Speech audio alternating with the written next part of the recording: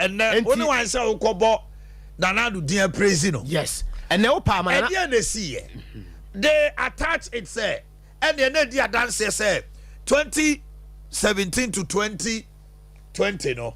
Say nya COVID and come to us so ayi ni. And no uni omuji echinyana because from 2017 to 20 so omo modern COVID the bebo mu ama omo niam say ya. Say the baby no say obo omo subuo bebre so enye ye. The entire me de subuo bo omo a eye ye no eye two reasons. As a good leader bia no ususu you have to plan. Nti say o how ni amane no beto wo kwan mu a you find the solutions and then ne hunu say this and that is the good leader you betimi de ho ato no in terms of difficulties. Nti every good leader bia no e kwan ya obefa so a obeyi wo manfo free Misrim asase ne so no e de akọ Canaan no e no ni me hunu sampa wo ye leader de bia me ka say enye suku na kese obi ye leader.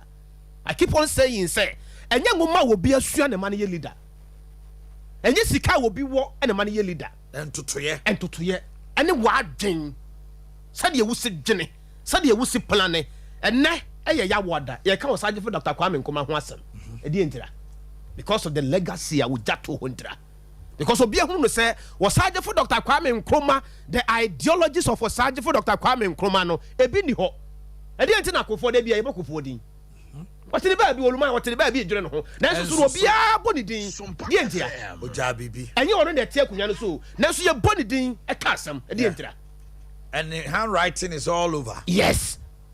Ya hemfu kakraka ahemfu bebre ya wo Ghana hai ya ka bia so ye boye wuradin okumase because of the intra the this is obeteki o he wani mi sa o se na metwen ase obewu so nya wadwe so obewu fama kunya to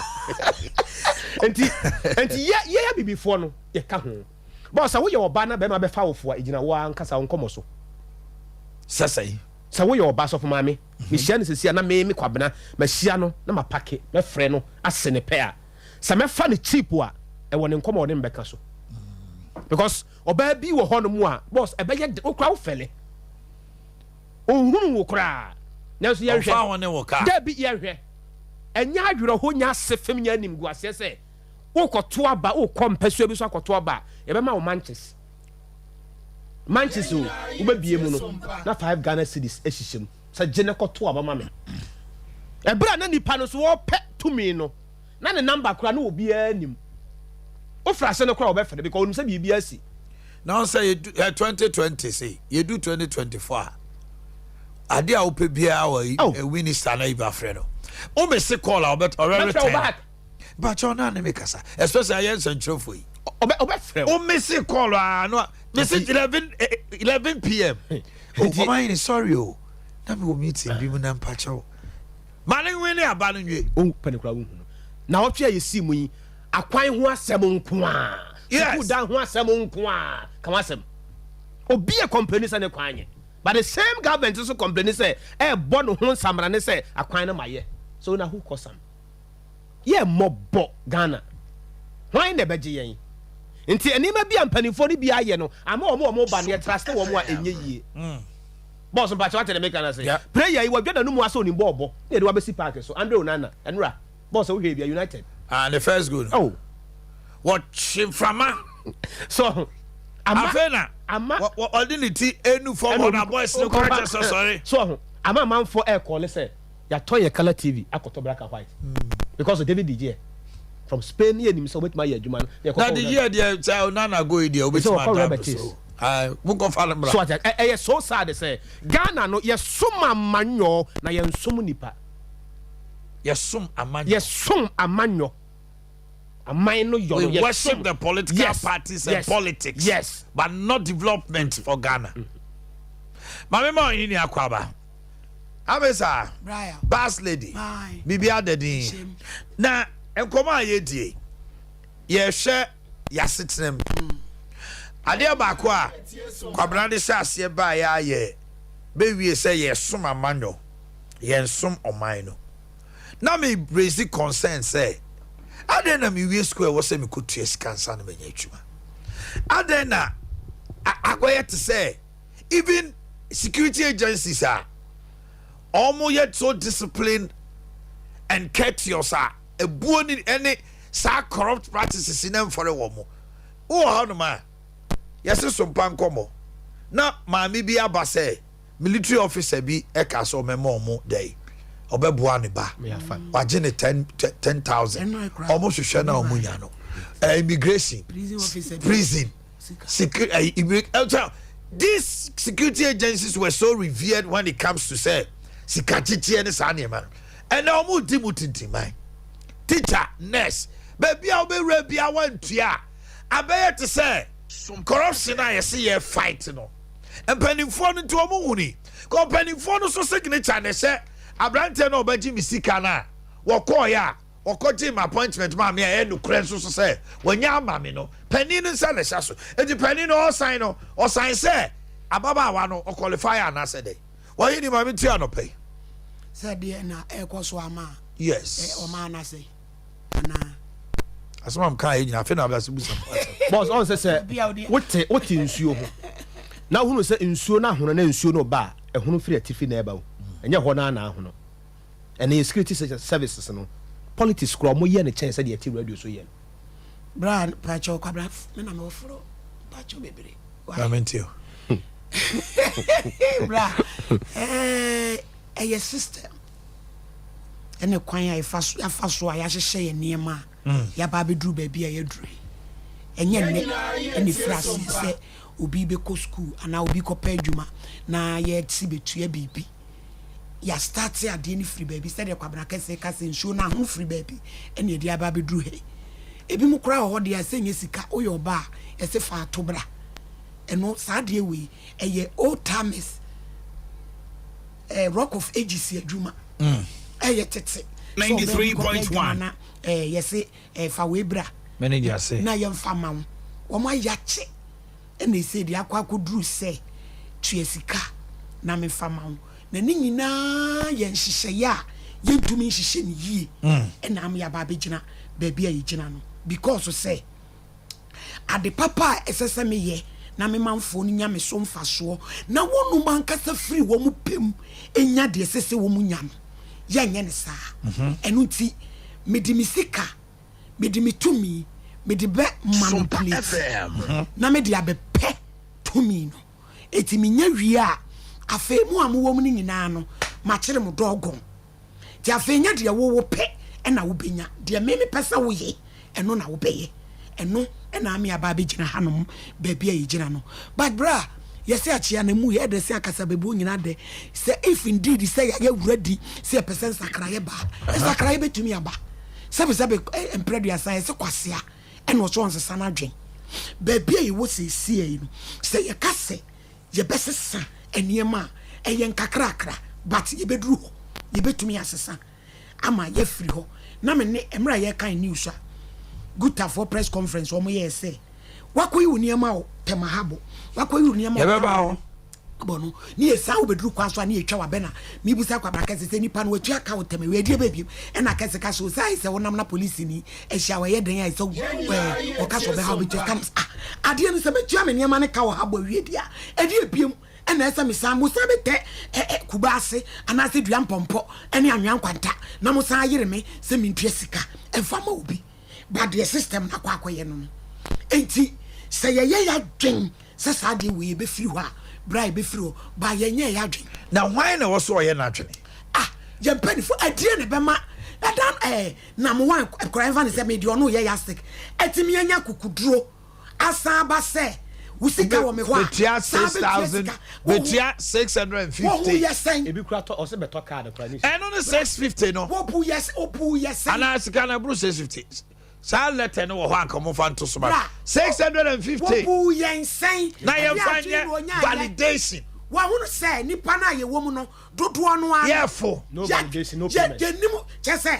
boy na dia wo de Ghana fo ne de che se wuti mu se wa ridi yen ehun se sabi aha no dodo no ano ya te mo number ai ade na ba mu anya sa akukuduro no kra se waba but a system emu amre me ba o na ohiri ni sa onya asa akukuduro no Security and Exchange Commission for mo regulate o ma say aban no de ne wo court aban de ne wo court o Anano attorney general so asema can say criminal charges no ade no enye easy say obetimi de soboa bo bi anya ne easy nipa no on my moon papa enti omumra enti mo ni gina court ye dey so the edin asem 39 now wo man no charges now say ka kire say enye easy sani ade already no you are telling us say you might even lose the case enya ne and I say nora eni aba be gina ba bi a ye gina ye di free ba bi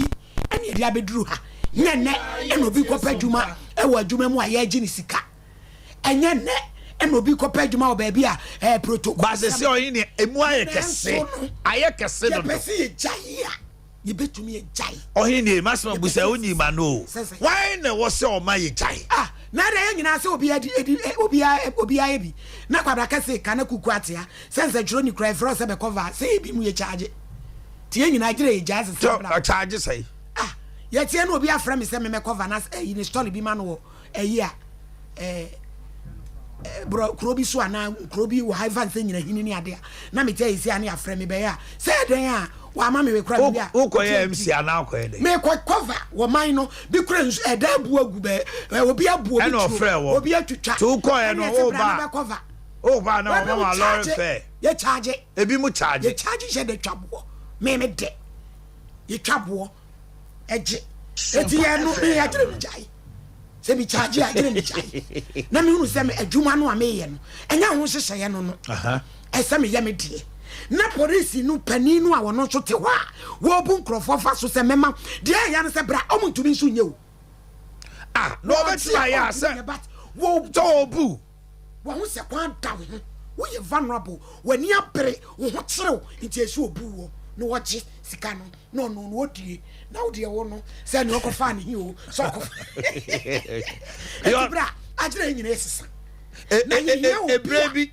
wo ding au pay na ni ato nchen ya wo be twi ni ama faso na sa ne ma ni nyina to atwa na obi a all day no Ghana ye wo bi e benya bi na Ghana so ya ye ready say sa nipa no ye be ma ne kwan I'm not talking about guns because sir ammunition is near no on say obi di nim de beba but on say when a leader is not resolute na sa nipa no akra na no ese obeye no kaba na ye as ekosi say nyame fa ne kransie ohwe na nado animu awo meet the press and us nana are you the very Nanado Dankwa Akufo-Addo we knew or we should expect another one why has the presidency couched you into submission like that? Because the euphoria that was surrounding Nanado was the near thing. He said no nonsense. And then just say the nipa ehunu yo. The ono also can say if you want to get money and become successful, go to the private sector because I will create an enabling environment. But now the allegation and the perception is people within Abemono and Yomoho Tam. Certain families have enriched themselves to the detriment of the poor. Eti, according to say, Kasa Bebre on political platforms have become lip service. Oh, you buy your base. Say, see, I got any or two about from 20 to a bepim there, or you're confused. Because Sabila Kasani, I'm on the floor. May say, Ghana near. All got to Aba from 2012 to 2024 are confused because one MPP Ayomu Diawie John Dramani Mahama Oma uniform NDC ba one also so as we speak now a clear cut policy and the agenda also the year free money abeye attacks upon the government wanya de abanfo abantantai eti Ghana near also person or something concrete to put a finger on. How you discern your better aba? I just say this policy can change the nation. This one can do this, no.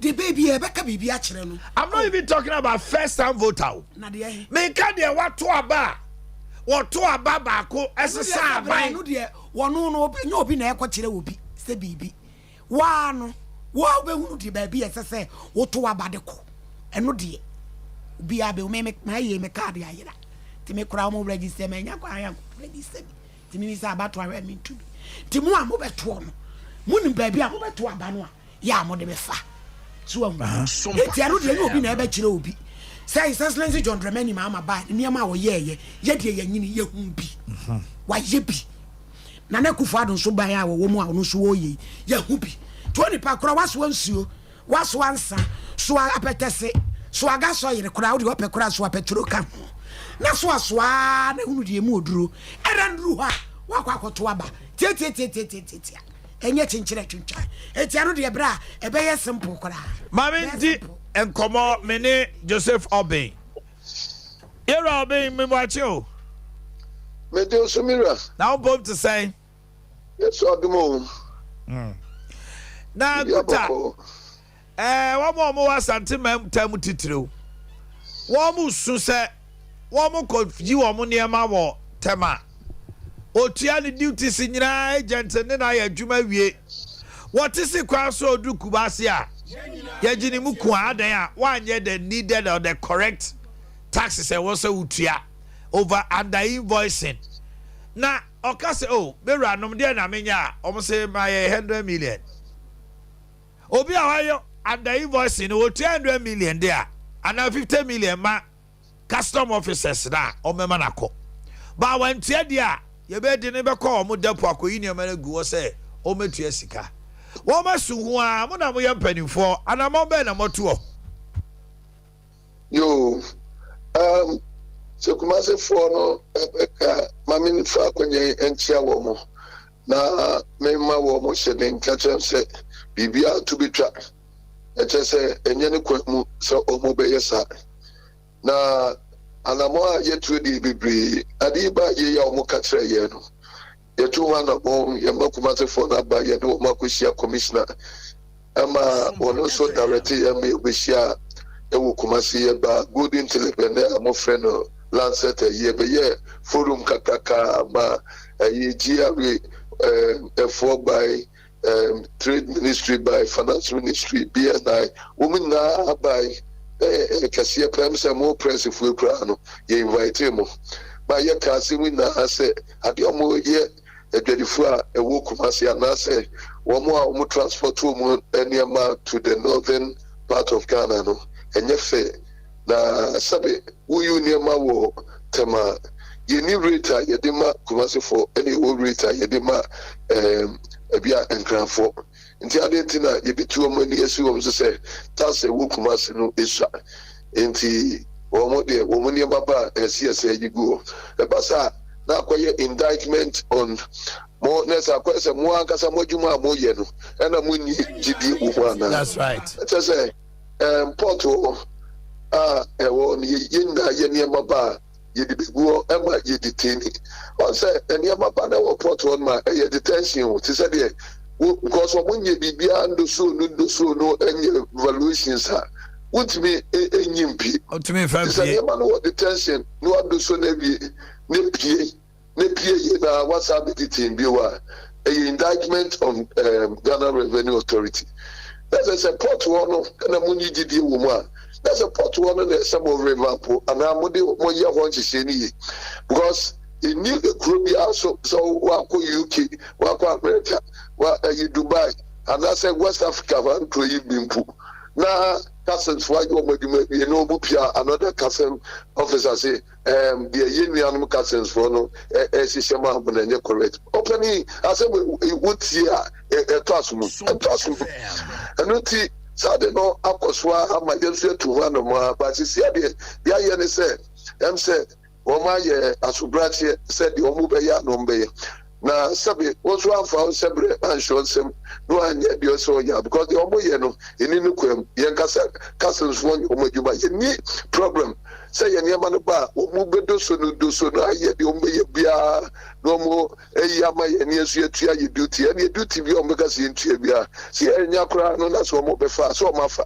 na mo menya pie na was abehani pana na say ekromia edwadi no ni say we are not trading under freedom ba esi etimi enya fafodie bi say dwadifo si edi edwa nina no enkafu ano so say wo hwa wo Sompa VAT sise ya wo maye no eno so entrasumu enane kwam VAT sise wo maye ne say ye standard rate ye flat rate and ye wo mo a umuntu bi kra by the virtue of threshold. Enti edwane so no ye wo nipaku ahoro miensa wo mutu ato ba ko a ye friend VAT a obi atua no soronko.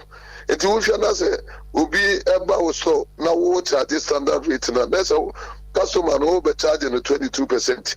Minu ya me no kasa wo beto free nipa kro no. Woto wo be ko nipa ebi a wo charge 4% and na say they won't charge bi kra no. Eno na dodo na eti Mr. Obe Adea na register VAT no. Hello Mr. Obe Adea jinaye na mo sisesi a. What's it? Adea jinaye na mo sisesi a. Jinaye yes ni say until say omo be your strategy ni until say omo abe your necessary due diligences at the port.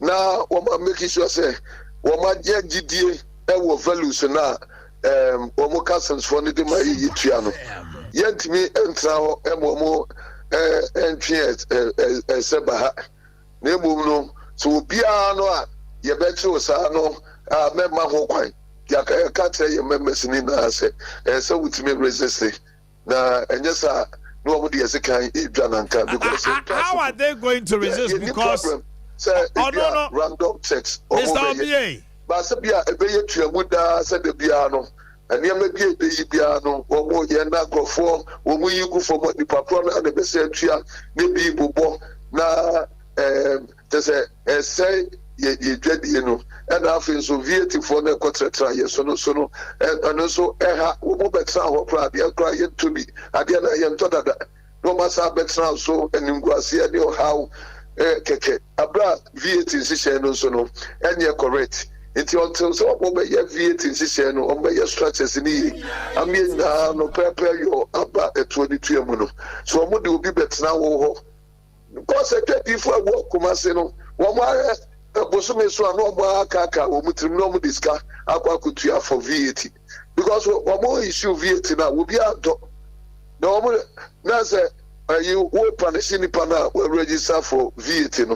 No, no, so VAT no so a consumption tax. Nipa na wo beto no ene setua enti apasa na wo panese adwadifo for nothing enti yemfa ensese mu ento sebeya ebeye enhye ama nipa na wo beto no no na eto no eso tua ne yesa na mani na vidia ne na ye ho atoye sensa omodi ntrani ene ohaw ebeba beto ye so to no de ye gina ye ne se ni si e ma ho kwan ebio enye se bia ye bu aban enimtia asa dia renimtia na bom no omo aso nim say ye ne wo maka akye ha una that's wo muntie ye ha dia na so wo dia ye scapegoat wo mo di dinim de aha ye djuma die na ne ambassador ye nye kranti obi ano obi be house ano me ma ho kwan so wo ko so tetiwa wabo adwadifo na ma ne ye nya be ka bom ye na no ya fight this together.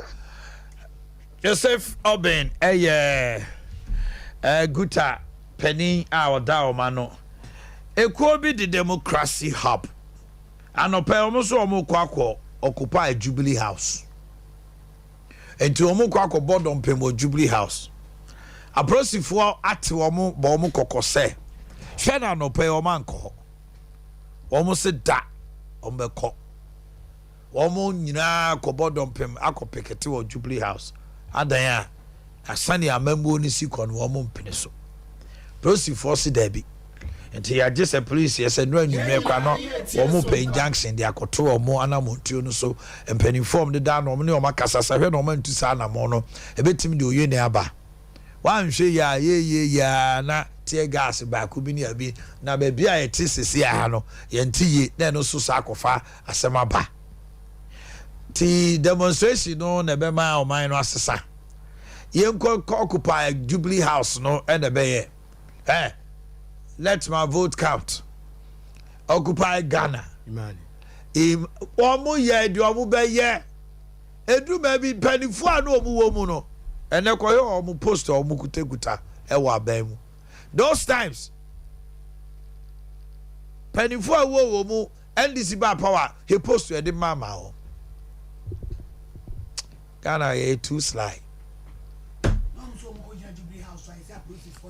kwa mo se mo be kono wa mo kwaji die just edu ma bi o outri one I want to say aho kire de bra nipa ho kire na nkasa sika ni system num ye nyina ye bom pa se aban ni nya bibi mfa ho na so enkwasa ala nkoto pan no yenkwasa ala nkoto petrol ene yenkwasa ala enso nkoto asikire se ni je o masala ito asikire ni pan no eti ye ho kire ye gitum eti de o mo ye no o mo mfa mra kwa so na o munya obi anka so obi nya demonstration na wo kwa Jubilee House wa ese anka wo se chinchere twan titi Roma fa kokodrufo mo ko no wa mo kai captain kai tipo kwabra elesu kra ye kwa me nkroma da mo kwa pa ni edura manfo so be ka ya anom uduru wa no apo nani etipo ku achi osemeba etipo ku achi osemeba no apo akabrofo se agwa Jezebel tutuo no bono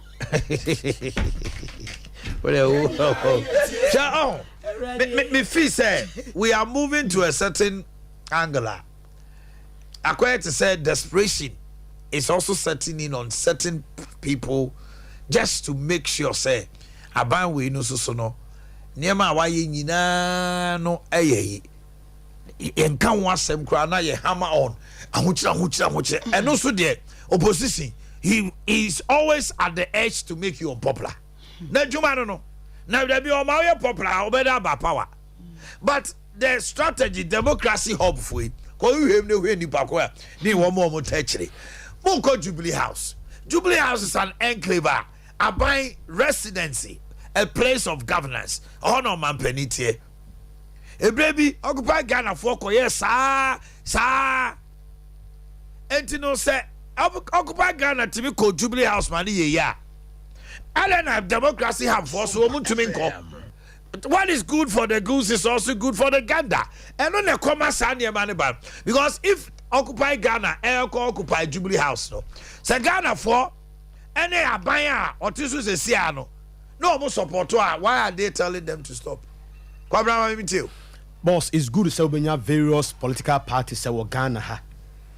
Na omo ete aban ni mu no. The opposition parties no a jiran chen no on be put to the sitting government on checks. You good. Nemum se wo ya aban na se una ubu o man no. Na the moment a obehunu se demonstrations upon demonstrations here and there no.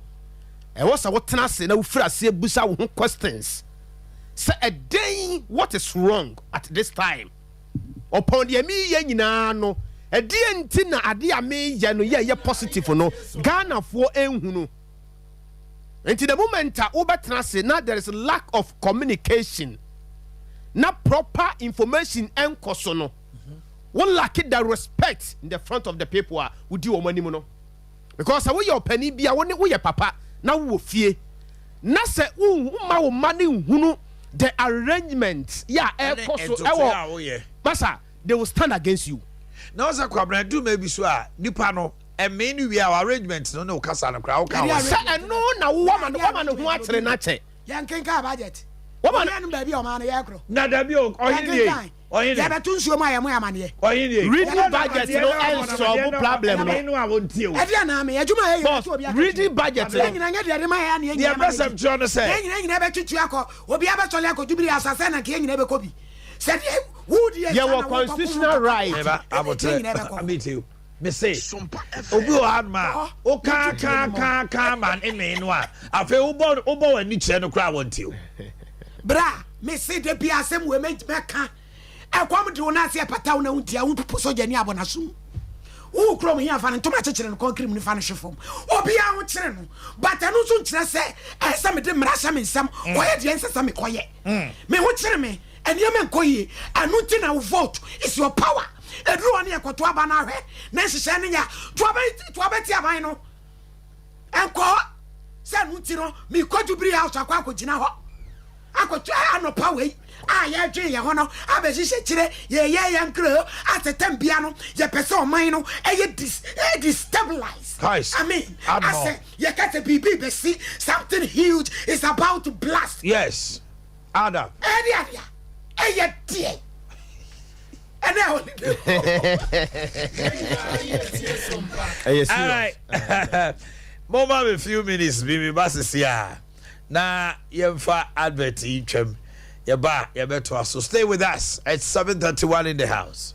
Afei na mate ase die ntia wo de di natural health clinic ho dan se sa no hey oyiwa wo so akọ hu bi wo ho emi rejai enne me o sei be ba ye pa enna me kai di natural health clinic say wo se e ba no o sade a o ye number 1 na me dru ho a wo de aduro ka me no oh enno ane no me ti hwi bio me da nyame ase sa afa die wagye medi pa so bi so o ye funu yare a wa ya enkwa me ka ne pen no onko di natural health clinic also bien ni ho want to mean me ha mani say peptic ulcer gastric duodenal acid reflux and H pylori hwehwe dimpa natural health clinic say sia wo mo na yes specialist e wo ulcer yare mu enti en wonya basobo say e ho ye the best center for the treatment of stomach ulcer and so yam tutu say obo iretan ne wakoma eji hwimhwim say uti ya oya na so ntumi na ana wachi so na ya oya oh e ye wo mo a wo the both local and international helps and sayare Dimpa Natural Health Clinic. Ewo Kumasi di Chemso. Our old health insurance building name. Ewo Willas Towers. Ufri Manshia. Now ko airport no. Telephone 0246 744 744 and 0245 118434. Dimpa Natural Health Clinic. Dimpa Yasna Hunya. Dimpa Natural Health Clinic. Stomach ulcer. Last up. Paronier.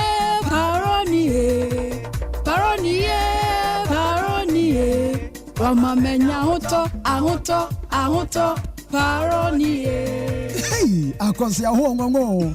Na obi a mepie, woda fom brim. Ya wo se ho nyam nyina ya wo ya. Wontime nya wo hwi. Na afedia wo de paroni. Na di asabra ni se. Mese miura. Paroni ba mo no a wo de ma me no o. You see, se me de ma wo na wo nyimi ni. Kanda ka bio. But paroni ba me die. Aye sonko. Anu anam na bo adwuma so. Oh, mani age pa sa afedia. Waji paroni bam atumu. Ade mame ka ho na me ma backing vocals. Wama menya ahoto paroni Paroni ba de otrase cha na ne sisi akrachefo ne adwadefo de oye adwumaden akuafo adrobafo ene afitafo se wo sisi ana wo chibramo ana ye wo ya ana wo ba bia fritie wo hia paroni ba na wo de asra so wo betia si kinken Ike Herbaceuticals Limited na ye enye na e wo herbal shop any pharmacy shop PM to phone 0530 288 510 FD aje adweden kra troyi atum paroni ba Sompa FM. Otua Second Bank ya sim kwamba akopɛ Owura Bank mo no emfie dodo ni no masom yɛn ne yesu yɛkɛsɛ yɛ da customers nyina ase sɛ mudi musika sam ɛhyɛ yɛn sase yɛn hwɛ so yɛ ɛma mo afei deɛ Otua Second Bank yɛ save more ne nya sika ne more ne yesu yɛsom more ɛyɛ more ani gye sam nko a Otua Second Bank ka hu sɛ yɛwɔ current account savings account fixed deposit account susu account yɛwɔ infant minor savings account yɛs save more money dachi na emfa Sompa show ana beba ho ye wa package bi te say abaya dwuma efo bosia o to susu e wa ya hye no ne ye hwe ho e de ma bosia de diwdwa ye wa commercial na say business loan funeral loans adwuma efo makatua ma ye no mo betimi abagye bosia wa ya hye ye wa micro ana group loans e de ma nipa ba miensa e de echo we no eye collateral free na ensi ho ne so de e ho hwe sabre wanante abafu kwa e fa so sani sika nyina no e bi koso ya hye ye Western Union, East Ridge, iTrans, Mobile Money transfer bi te sɛ Ghana Pay MTN Momo ɛne deɛ keka ho nyinaa no bɛnya bi wɔ yɛasoɛyɛ abra ɛmfa ho no sɛ w'account ɛwɔ Otuo Sikawura Bank Otuo Sikawura Bank ɛwɔkɔfi ase mampɔnsɛpɛ adwurabɔfoɔ Marco Nkenkansu Dr. Mensa Suame frɛ yɛn ɛwɔ 0504 842 957 Otuo Sikawura Bank wagye nkwa baako pɛ ɛwɔ Wura Bank mu. Tua ebe so onipa yenim na wia no yenso kane ahwene nim anadwo okay emerima wonim amuzu herbal clinic no woye mre won pamu a na entimi nyina so a wokɔ hɔ ma wɔhwe won na hoɔden bi a wonya no chai ayenukura awurabra nebo meka so be jama ye ne meme adi amuzu herbal clinic ho adanse ani gi a wode abra hie se me kunu ye mre a ɔkɔ hɔ bae difference bi asifie ho na aha ye kwan ho ntra ya ti asem pa early ejaculation, severe waist pains, prostate disorders, low sperm count, STDs, stroke, or some simple cry. Emma, yensu ye ko konya yaresa o. Ani se eye emma ni meme nyina ayarehwe bia o. Typhoid, stomach ulcer, koko, arthritis, ye nemu ntine etwetwe, sciatica, ene nyarewa nkai. Ultra modern lab and ultrasound scan ya wodi yenhwehwemu ansa na wa moadura begiwo. Wo watafun hyaye so Amuzu Junction, Ebemoro Market. Afei Achimota, Christian Village, opposite Puma Filling Station. And the Sunyan area 3, Fred 0247 776743. Amuzu Herbal Clinic. Mauji Hio Chalo.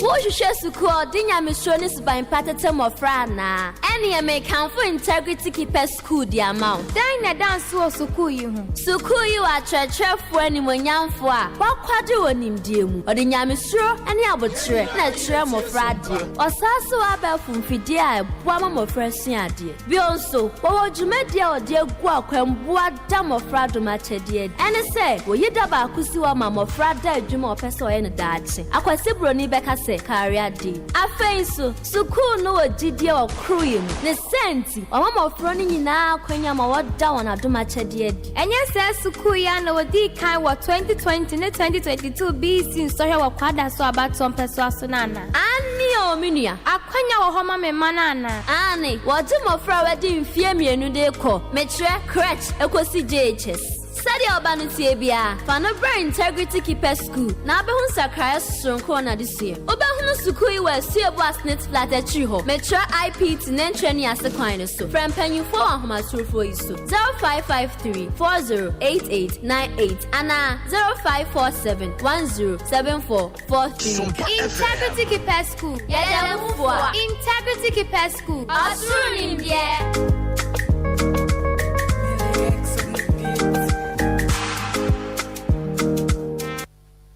Okay, welcome back to the studios of Sompa 738 here.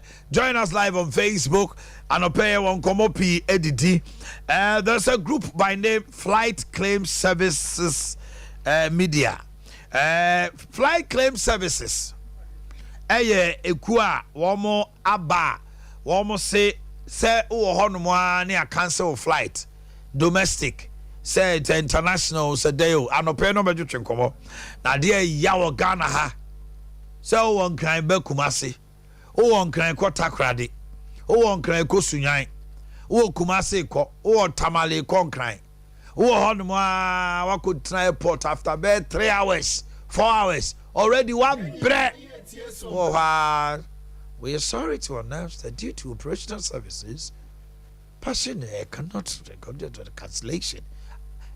AWA hour is not able to now banner with Brofogu.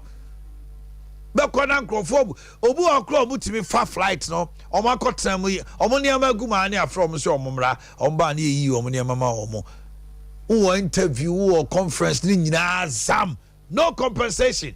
Flight Claim Services for so omo won sempa bi ma ya no pay and they will join us this morning, but for now we are Champions League bibi and United anya we are they save their face. Omo ball 4-3. At least omo bo bigum. Na onana no de. Ninimo. Abrante we see the gunity the tunu so kra we no nti. The tiri nyina mu kra we no tiri na buye. But say over here TV no so na be feda just a Kennedy. na satellite no na etwa bibia agum na ade nti no anopai omo ofia ha no mo yɛhyɛ Champions League asise na o TV nya na wa chese niema nkoyi ma enti Christian and say nyame adum bibia bokopa bibia dadi nyame adum Kennedy digital satellite KDS my KDS Kennedy digital satellite we mata de na hwe mata de che din telephone numbers ni bibia go che kama indi se make say kura no se mo no antini na hu mo ba bia otimi fight telephone number no e mata de na chi na ofre 0244 385 128 na ofre me na me no dinkita hu bia wo se me no dibia kama bibia be free bia enkran wager old barrier kokro bite junction traffic line ase pay na yeso ayenya akwanya ye hwe TV no so no telephone numbers ni guase fe nti mu bia obetimi afa bia nkita hu die bia obeso ne Kennedy dibia no serew ubetimi ne yedi na omane bia metra sisi na be se me cheche home appliance mu kakra nsanaba metwa so because obi okra ade no ohia bi ya wo se nkonya bi ofie pa but na adwene ne ntanta ade we amiko na adwene ne ntanta nti say Kennedy de yesi open ye me fe ni home appliances obi ko bi sam say home appliances bi o my open television ya eye papa na fe na ne boofo o ma Kennedy de TV aba enne ye de beto screen so ne ya hwenya me ya do ma next week Kennedy TV ye de be si ha se mo bi ehu say Kennedy digital satellite ye the TV aba Kennedy TV no say the city no okay o na that screen is no here okay we your friend is Sunny Walk TV a Kennedy brand now you care for box and very good say net here a frameless television ya o ma upit o ma me recommend you mo bia say o ma o TV bow dem pa o so standby television and this is the TV I'm recommending for you o here TV pa dia a Sunny Walk TV ya a Kennedy brand ye ne dia ba ye say de bedum Ghana money asantemani wiasema because am de bia metrasia me say Kennedy ye dwene Ghana money asantemani wiasema no obia ho hwe TV say ne sitie ene atwen ho Sunny Walk TV frameless D360 32 inches super bright and a high definition frameless on my unlike ordinary televisions who say we enye frameless anu who say bi boho plastic bi down but we a frameless we dey shinano a frameless TF and o my end that one he dey sit no enti say papa o my digital say satellite say no say we 32 inches television 43 inches television ne boofo a say dey Kennedy abana ye friend no Sunny Walk television very good your father can to say mama Sunny Walk no my no so it comes with a full 1 year warranty for coffee 1 year when your problem be your mind for bra no my rebo me the two dresses here be yem be no TV we e da so yeah digital seller frameless o my own 10 year TV frameless say AC o my TV 880 Ghana cedi pe 8.8 umpewe ya ede na open no man na the director kwa man ye me dene me nika na ye me fe kwa ne say o ma TV we say we ye dealer utumetu bia koton a o ma ye be sa to so 8.8 no se ne be ya bebia wo ko no betimi ni Kennedy bo na nya agina pe na da bia me trans say ya boss mpacho ma me san che obi na me twa puse wate Mr Kennedy no pe bebia obi na me twa puse kese wo na me sure se da ne da wo de Ghana money asantemani wiasman adwen bia to wo say wo be boy ama ne me fe home appliances wo be boy ma fridge boy say fofofo oba Kennedy he say fridge boy say fofofo table top fridge e boy no ban me fa table top boy ni tudwa o ma table top fridge e boy no e 1250 Ghana cedi pe ya o ma uba ubenya BDF fe na F with the warranty ya o ma udi coffee o ma unsu say fridge ya tum ye ne ya make sip efie ye ne ya de kwa she fridge ne ma yi nam ne we no mo oba Kennedy so ya be top fridge e had e locker ya e be tum kama ya o ma we e Kennedy TV ya dia banti mi sra Ghana mani wiasema na santime nyina se de Kennedy adwene ye ho yenso so ye de TV aba azi wo fia mfanfo na ka wo so we dey wo ye enti Kennedy di ade aba wotumi se de bia ni ma papa de ba hwefufu pande machine de ba se adwuma ebia ma Ghana hwemeko machine de ba ye adwuma ebia ma Ghana hwepopko machine ni padodo a ato egusu a eto mo se so adwuma mo so mo do mo sa so mo e se pensioners vu machine meko machine popcorn machine ne adwuma so omode so o gene food machine no sifa ko o ma na o no agene sika ye adwuma kese a ye Kennedy na dia ba me sero ba bia wotie bia number ne ye 0244 385 128 0244 385 128 o man last week with the TV ba ha a double screen television o man in the person dey say togu so mu to TV no because o man TV a me makofia me ba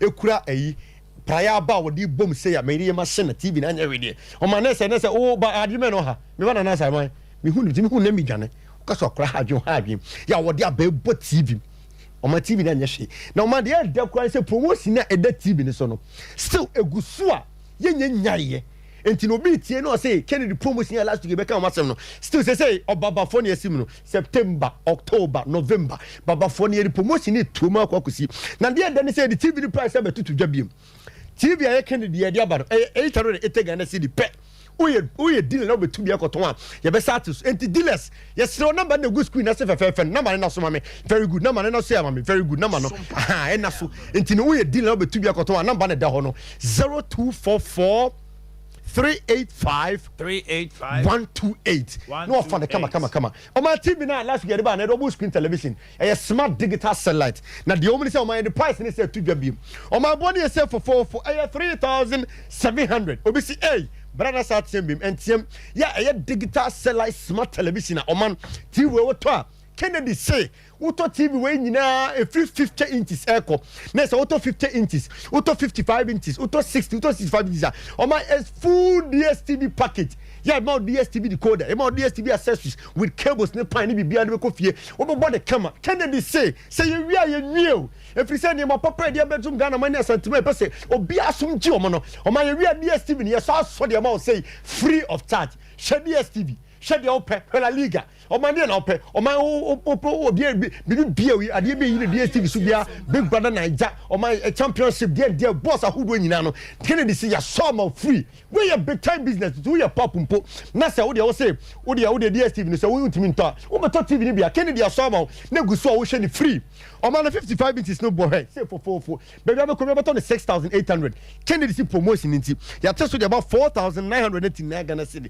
a double screen television ya o man digital satellite say smart ya o man TV ni siwa say fe ni boss say for no man 65 no so baby am ko beto 7800 Kennedy see promotion nti ya test about 6900 double screen television efuna o man o TV say e TV papa na me hwe no man table top ya start subiem me the money to the last week me buy no na 1270 Ghana cedi Kennedy see dey bi you say ko bonye say chance you say chance dey about 1250 of my own son Kennedy who unya bi e wo baby bia I use about Kennedy a share nemo mu ye deal na say wutie ya you say the air condition no you say shine bo ni subiem about my first but can hear the idea bofu near the 3300 he say baby am ko bia beton 3005 be say 4200 he say promotion nti ya test you about 2799 Ghana cedi we ye deal na be tu bia koton a e be say chance so say be between Kennedy bo na jape o my number na ye 0244 385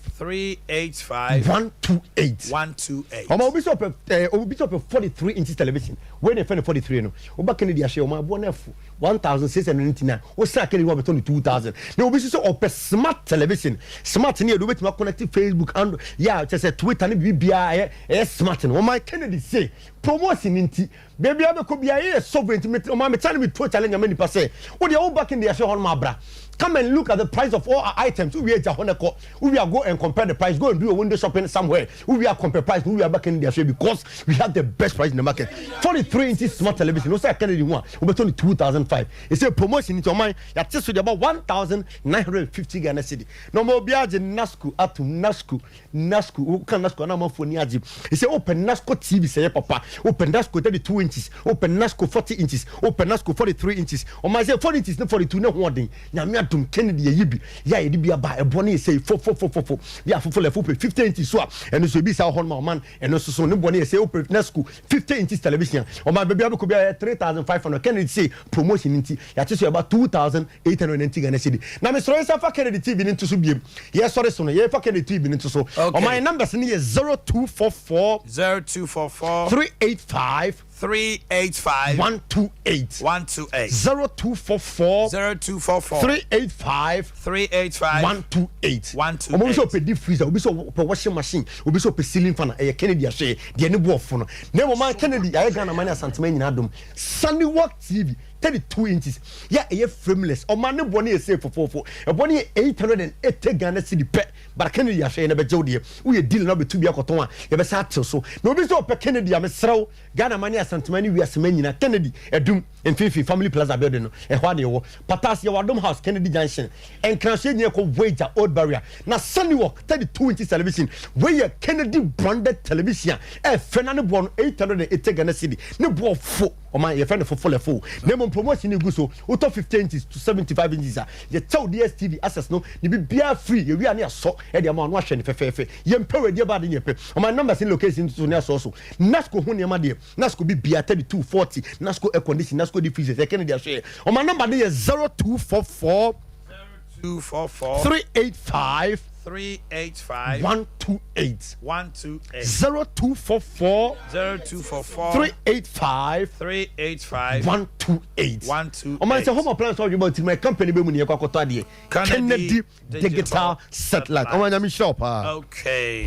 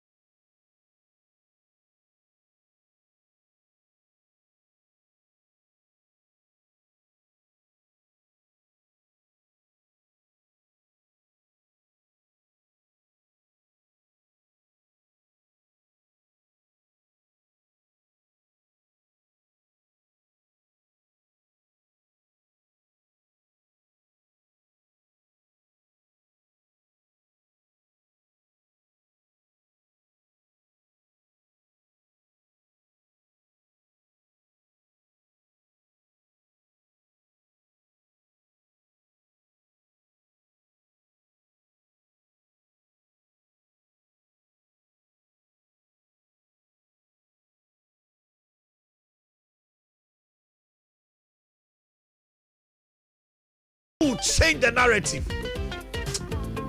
Now, Chinmu time, so I would be an independent candidate.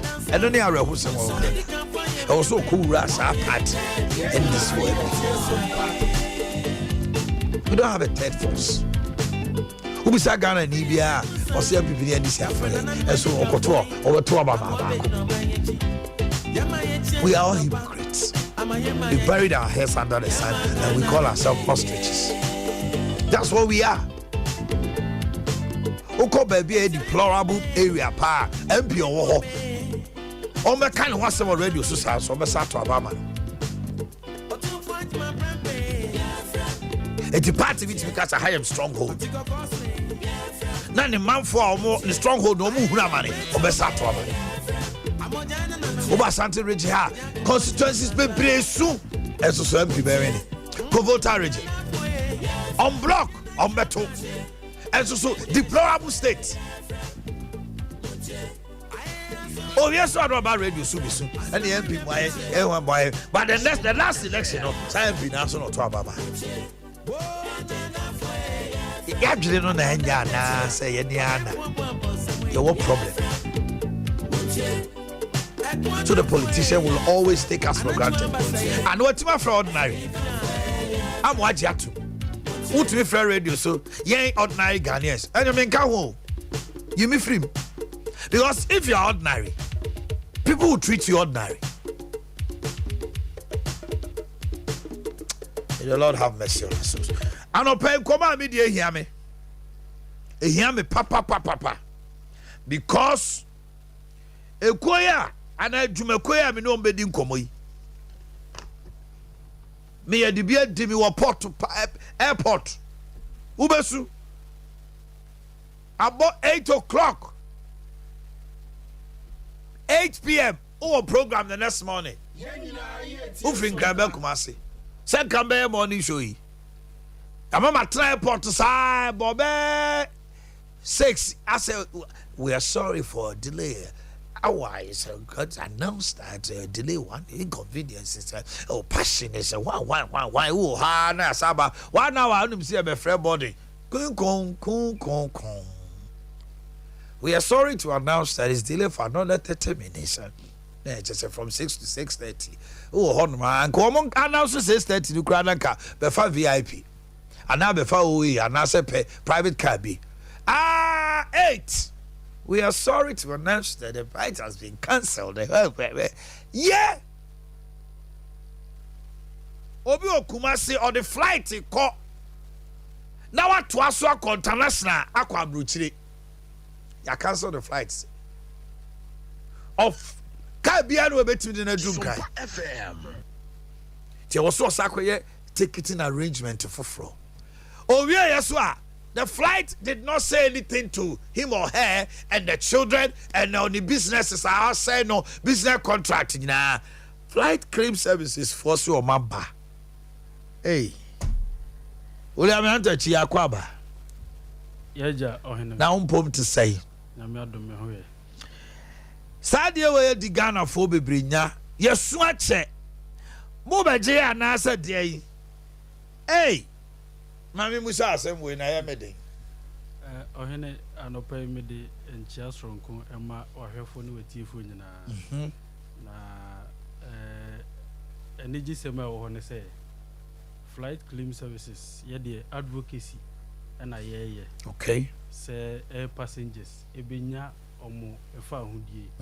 Na any media efata airlines no. Pia ben airlines no good because said na obobo so no assembly de ebetimi asi na esikra na ekwan ya de omo be fa so no no ni agrek no aya na ahomete no ni agrek na emra ewo ho okay emra wo ho ehye airlines ne se emra wo ho hene na ene se ne yen kana fo na ye di ehu abro ana yenya hunu mra no se de sitie de tie ne se enye mra common to the people of yes and na emra no so ye mra bi a uhia aviation lawyers expert omunimum ranum okay and etimi atwitwa agye say sa to wa next say flight na nim se mra ho airlines ni nyina nim worldwide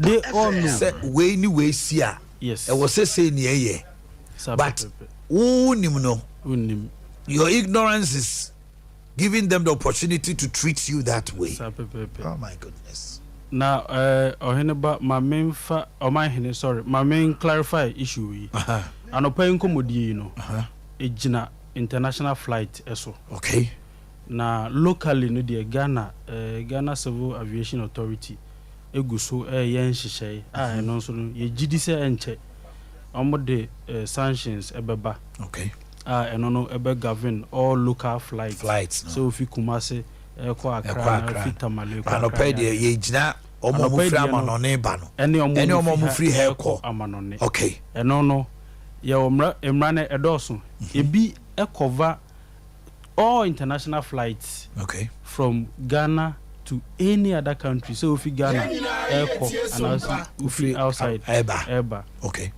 Ghana to Togo, Ghana to South Africa, Ghana to Europe, to Asian countries, Asia, Americans and everywhere. Brazil, all those countries. Now emrane say ofu afidie eye wimushen na a delay for a certain number of hours I was say airline no compensate you Omao baby ya oma chere how over flight claim services ya be work things out ahu sikabote na was say flight no the mount yes eno ho na o bag obi ho nso obetu kwan na ne bag ayira ebi jira ma ebi nso ebe ba na ebi kwa yeyi niam bi afrim sapepepe inti ma membo niam esia boboso e wo say ye jimpa claims e compensation okay your flight delay Sompa FM flight delay flight cancellation mixed connection okay as en ka ukudru Dubai or connect ya kwa America but flight no momu from so and I'm went to me uncle sapepepe okay your denied boarding your downgrading answer na about baggage any cargo issues flight delay no okay and say bia ofi Accra airco Amsterdam na Europe for European Union aye in shishe bia omode omo very specific with flight ifi outside Europe airco Europe any flight if Europe airco outside Europe okay inti cover Ghana so if you Accra airco Europe bia and also if Europe bia Ghana samrawi eka ho enon omo hyehyɛ na omo ye ne say o flight no a delay for 4 hours or more I was say airline no amount 600 euros compensation 4 hours or more 4 hours or more 600 euros ufi Accra 600 euros yes ufi Accra so you take it now say final no tua sapepepe ufi Accra airco and I say ufi Europe airba say ye timi cancel no eno na say bia ne na wo say woko Adea Akye dana wodu na ye ye twam koda ochena waba eno so 600 euros compensation eno koda no sa no na obi a hotel bills ya de no omo na be fa na sapepepe ye aside compensation you will be a friend of care care no ne say e wo so omo ma hotel say ya cancel flight no provide accommodation okay e wo say omo san ma waduane di kosi se obetu kwan because omo fom so a ena ma say omo ma data na say adwuma bi na wo ye a wo ye e wo so omo ma airtime e wo so omo ma transportation from the airport to the hotel and from the hotel back to the airport na be fa flight at the chin eno wo ho ena say denied boarding also omo timi twa ticket na ma ne bro so na ye twa wo di ahye mu godu ehia ma sa pepepe say yan fan say flight no be fa nipa 100 all the time omu twa ma ne bro so e bi omu be twa be 110 with the intention say bia na bibi ama na fe omu nyina aba sa pepepe nti omu nyina aba sa na e wo say EBC nti omu use nso a eso nya trotro na pini so omu use nso a e hyehyɛ ne say e wo say omu arrange flight for the mount now omo de oko now mo sign mount patasika 600 euros okay so internet na obi here and k bia obi here bia also provide them out downgrading no say what your ticket now a class A and no what you akese na omotwa ehono amana yema nti wura mu no economy e chire ho ba bia economy ni kra ye omu nchichemu yes nti ya downgrade o seat no okay eno nso e wo se omo ye calculate na ye gisa sika no ede ma na baggage issues no nso very good what to kwan na o bag a delay for number of days e wo se enema bi a e wo bag no ma utu kwan uhia bag ni delay yenti no wa toto e wo se o kra receipt no o de ba flight claim services ye ba je refund amount o ko dai o ko to perfume sorry o ko to atade bibia o hia bia o say ye de ma ye je with receipt at the mount se bag no edi 21 days now on sankaya emrase yemfa ne se bag no aya ti eno so ye twa sika botina to ho ye be $1,730 current rate eno so up to that amount e betimi ay less based on niema bag to buy ye be access ye be boa na ya access say e wo se wo gia ye be gia ma bibia e wo bag no mini bag ni nyina na mebo airlines ni nyina ni ade we mpacho airlines international airlines nyina nim na ya je sika compensation and refunds afi all international airlines are omuye adwuma o Ghana ama your customers your passengers paying almost all of them okay it claims nkwa with sad damages nkwa ne here ye wonye ma bi wo ha ebia flight claim services for ebia me wo flight nim the way a man was treated by maybe an attendant can I report obetimi a report to ama flight claim services in fact oman bia mu no aviation sector no ewo channel bia se bibisa etowa utimi deba eme de fa airport na ade ba akonso airlines na mpani dimbone omu nyina di nsemo no nso mu mpedi dimbone nti se enya ade a mpu yetimi gisika ma a o de bra ye benemu ne ya hyemu omo okay na se ade a wo se ye ma civil aviation authority essential no eno nso ye wa lawyer for ha omudi sa adwuma no na sikaje no nso se airline no empese obetua esi bebre but flight claim services de ye yetimeje ye wa lawyer for se wo se ye court kra ye de be court a wo passenger no untua 1 Ghana cedis ye bedi achiri because it's an advocacy group yes kosisi ye begis kana ma now can we claim in a group to say bia ya kan ho bombe me sana family na ya ba and now we come as individuals good se travel and tour agencies are won cran ye ni bi dijuma organize tour ne ade your recent case bi nipa 47 me pese mebo airline di answer because case no ba ko court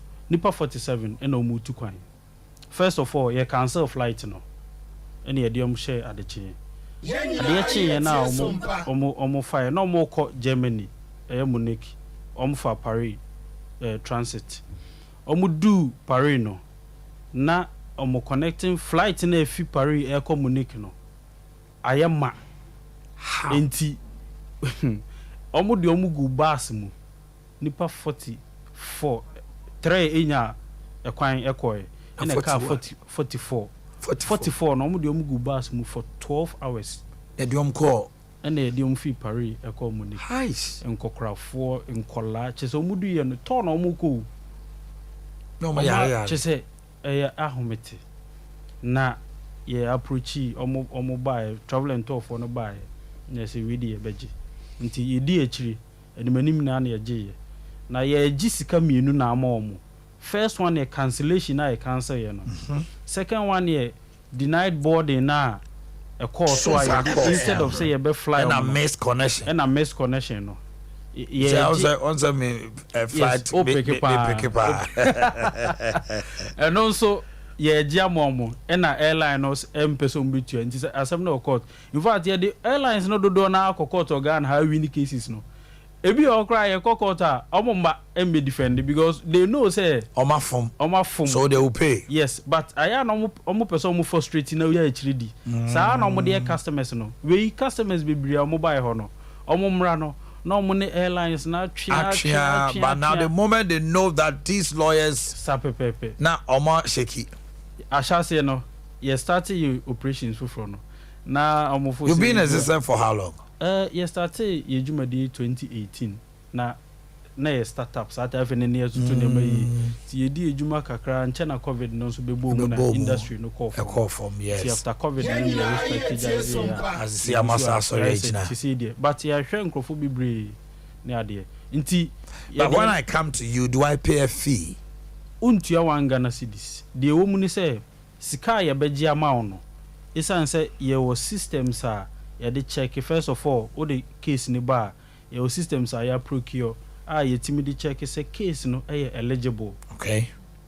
Was say your mount patasika. Okay. Say nye eligible so I be catch so as say ni see system no catch inti with the compensation enim afutu sembi o ha near the amount na next time no what da ho so inti frey untu ahwe nemu yetimi scan mawa ene ne o yen hihye for a percentage no am I 30% of it. Okay. The case ni be court eno nso untu ya Ghana cedis yen aye your lawyer for your human rights activists aye be handle case na ko na eno no why my 40%. Oh, okay. No. All right. It's more here one crime. There was Spintex Road. Spintex. Yes. Okay. Committee 18 Junction. Okay. Do your office no ewo ho. Na me the phone numbers no ebetu dwa enche. Frey yen. O de o frey yen a untu sika. Say ye assess case no na enye case I was ejuma but telling listeners and viewers say most of the time such incidences happen no about 90% ayana e was say omunya patasika compensation but dodo na animu no na kakra na enim no omo be di akire aso no na e ko ne ntokwa di akire obetimi aputu in claim whatever airline in few omo timi kra trow e be send new email say okay you bet you for our account details send it yes, so obe send follow up emails omo few flight claim services bra in mo kwa the first numbers no fatudwa the osho tv ne betro but the OT no so okay your number obetimi reach yen whatsapp yen beba obetimi afre yen whatsapp and I said normal call okay 024 671 33 97 024 671 33 97 yes inti ma memfa futu sem kakra ma tie fu metie your friend is saying so utu kwan na ensem we bi to anase anto umpa o boarding pass o ticket o bag tag misro kraniye ento ntwene da Sompa numbers ya idea to join so obia oti yimbia entro to you never know da asem ebeto anase ebeto babi no kra ena de anigi seme wo mu nso ne se emra se sansem we nyina se ato na imfie mienu 2 years entwamu ya still with me akọ frey number no okay na after 2 years no na I lapse into na ala ho den to atwa inti se si 20 your 2023 the fancy be January crown see and I see December last year and I said 2021 December cra still are you entitled to some claims if only na ndi achiri na nji usika amount 024 671 3397 024 671 3397 and a 0240 0240-155-019. Just give them a call. And I say, visit them at Spintex. Spintex Community 18 Junction. Office or yes. Flight claim services. Unya ko hope. Oko cow how no amani nyina. Obetima send WhatsApp. Now no omo kra so chat kama. Na bibia akoso. Managing Director William Ntachi. Bibia boko. Menim say ne waka de na ye bom paye. Say aviation, civil aviation. Ghana. Ombe yen hihye amaye ne yewu aha. Menim say no so ba mo beso ye mu pa. Sa pepepe ye di akire pa recently na omo person mo impose $100 sanctions on domestic flights and also ye monitor pa nti say bibias aba ye de betudwa senka o sa ne mani si ananko mama compensation of $100. Yes, and your local domestic ones no omuguso ye ho nhyehyɛ ka bebo apa na dey ato flight ka because they take it no it's almost $100. Yes, you guso di akire pa omakunya yo acho nti mo amutie nyina most of your customers ye hwɛ omo mo wa manone hu hia kra say obeba bi o amono baba bi a obia just give us a call. That's and I say what's up you be show. All right. William, have a wonderful day and then happy holiday. Omanhene me das pa na me show. Yay!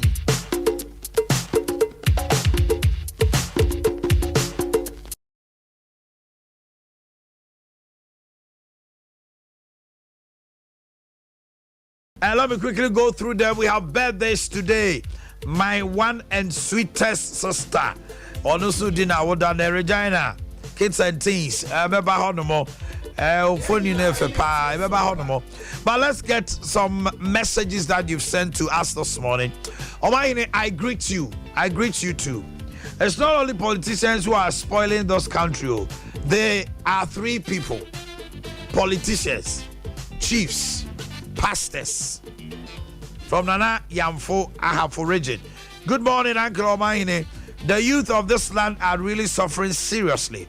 Sometimes cry, even want to kill myself because it's not easy at all. Don't. Good morning, Omanhene. I'm Boakye from Nankasim. I paid $6,000 to get GS appointment in 2018. My wife has been trying to get a job in a big university in Ghana. A worker there told my wife to either get 15,000 Ghana or be prepared to sleep with a certain man before she gets the opportunity. There's no hope here. It's sad to say. Omanhene, one of the problems in our country is the bad attitude of the citizenry, from leaders to the weak-year-old child. Besides, enforcement of standards has contributed to the downfall of the country. Wrongdoings are being supported in all corners of this country. Or say, if you just say, I paid 17,000 to one officer in Ghana Armed Forces. Until now, I'm still home. I'm at the point of losing my shop and my rent is also due. And he's still giving me stories. I'm confused now, Omanhene. Good morning, boss. This is the same reason why there's a lot of accident count. People pay to get driver's license without going through any process. So there is a lot of loose-minded drivers on our roads. It's really sad. Good morning, Omanhene. I believe our problem as a country is we are wicked, selfish, and greedy as people. Those who are complaining now, if they get opportunity, they do same. Have you forgotten what market women did when they heard that the government is about to shut down Accra and Kumasi? Mike Apradi Kumasi. Good morning, Omanhene. We are the cause of our own problems. We pamper and over-respect these politicians too much, even more than our parents. A lady claimed to be an MPP communicator was chatting me last 2 months on helping me get into the military after paying money. I'm Peter Nate from Asesrewa. Good morning, Omanhene. In fact, this is what all journalists should be doing this morning. I love you and how knowledgeable you are. You really think about our youth. There are no jobs after spending more years in the university. Now there is an opportunity for us to get money through betting, and I don't see whoever is giving another nyansa to tax on the winnings. In fact, a day may come when we the youth will vandalize the so-called parliament with fury. Trust me, no, you will not do that. Ogidi Gidi inside Sapase, but the Sango news side. Good morning, Omanhene and the Sompa Morning Show crew.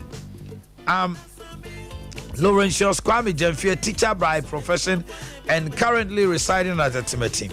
It's hard, too sad to be an ordinary Ghanaian. That's what I the ordinary Ghanaian. So, our country is this way because of greed and selfishness. Things has to change, and it's now. Thanks very much.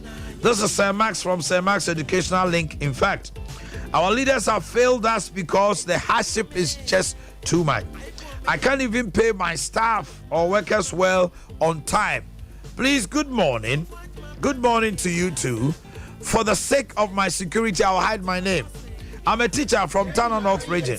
And if you need a permanent transfer from the district to another district, you have to pay 2,000 to the district director before you be transferred. Can you imagine this? Omanhene, this is Captain Smart from Ejusu. As soon as Ghana abandoned its monarchical system of governance and adopted that of the white man, our educational system changed, and here we are now.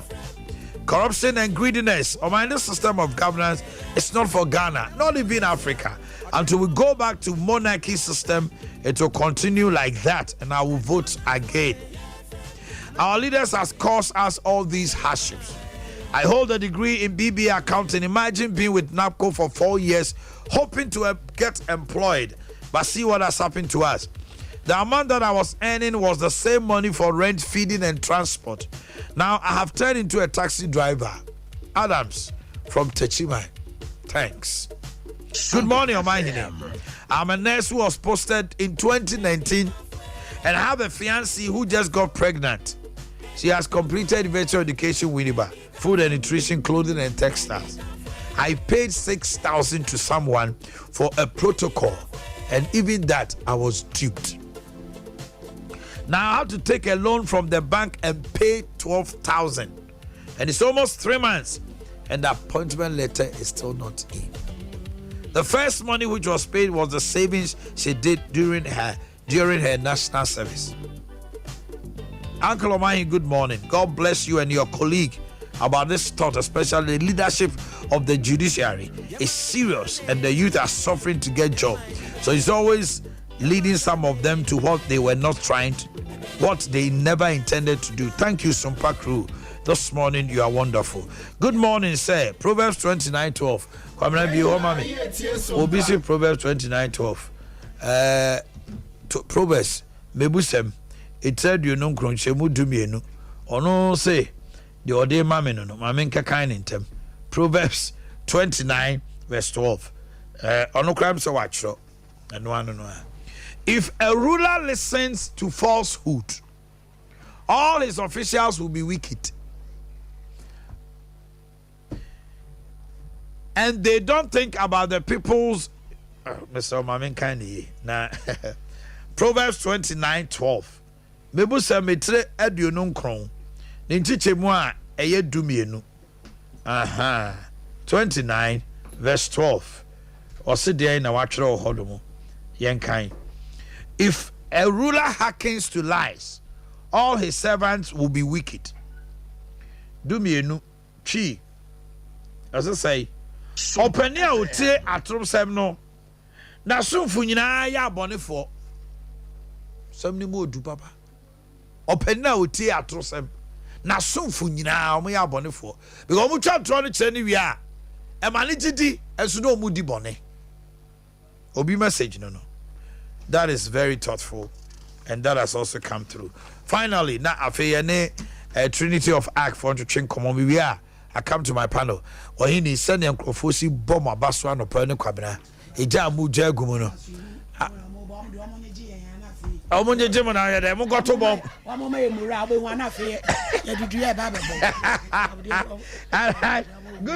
Omanhene. Good morning to you. Each one for himself syndrome is killing us all. Come and see, I'm suffering as an assembly member. I used my pocket money to buy some street bulbs to support a few from the assembly. But monies are packed under someone's bed. Some leaders here to contest for MP position. From 1 to 4. Good morning, Omanhene. Corruption in this MPP government is alarming. The last GS recruitment results was not posted on their recruitment portal, but rather the letter was shared manually. A friend paid 8,000 and now has been posted to job on. So I'm still at home because I didn't get money to pay. I'm Fredo. Good morning, Uncle Omanhene. But some train we have the 3 great wise men: Education Minister, Regional Minister, and Chama Wuntumi. But our roads are bad. We have a half-constructed road from Feyasi to Abidjan Kwanta. From Feyasi to Lake Bosumche is very rough. Let me go to the lines quickly and speak to Amayanka, who happens to be a member of the Democracy Hub. And we are told some of their leaders have been arrested. Ama, good morning. Good morning. Now, what to say? Sompa Democracy Hub. My friend say group no. So my tree is not good, so you have to bear with me. Don't worry, then go ahead. What does Democracy Hub stands for? Democracy Hub, I think the name says it all. Democracy. Do you understand? Democracy is a very fragile thing. Democracy is a very, very fragile thing that if we are not careful and intentional in protecting, we can lose it. It can slip through our fingers, and we will live in a reality that we can't even recognize. That's what we are fighting for in Democracy Hub.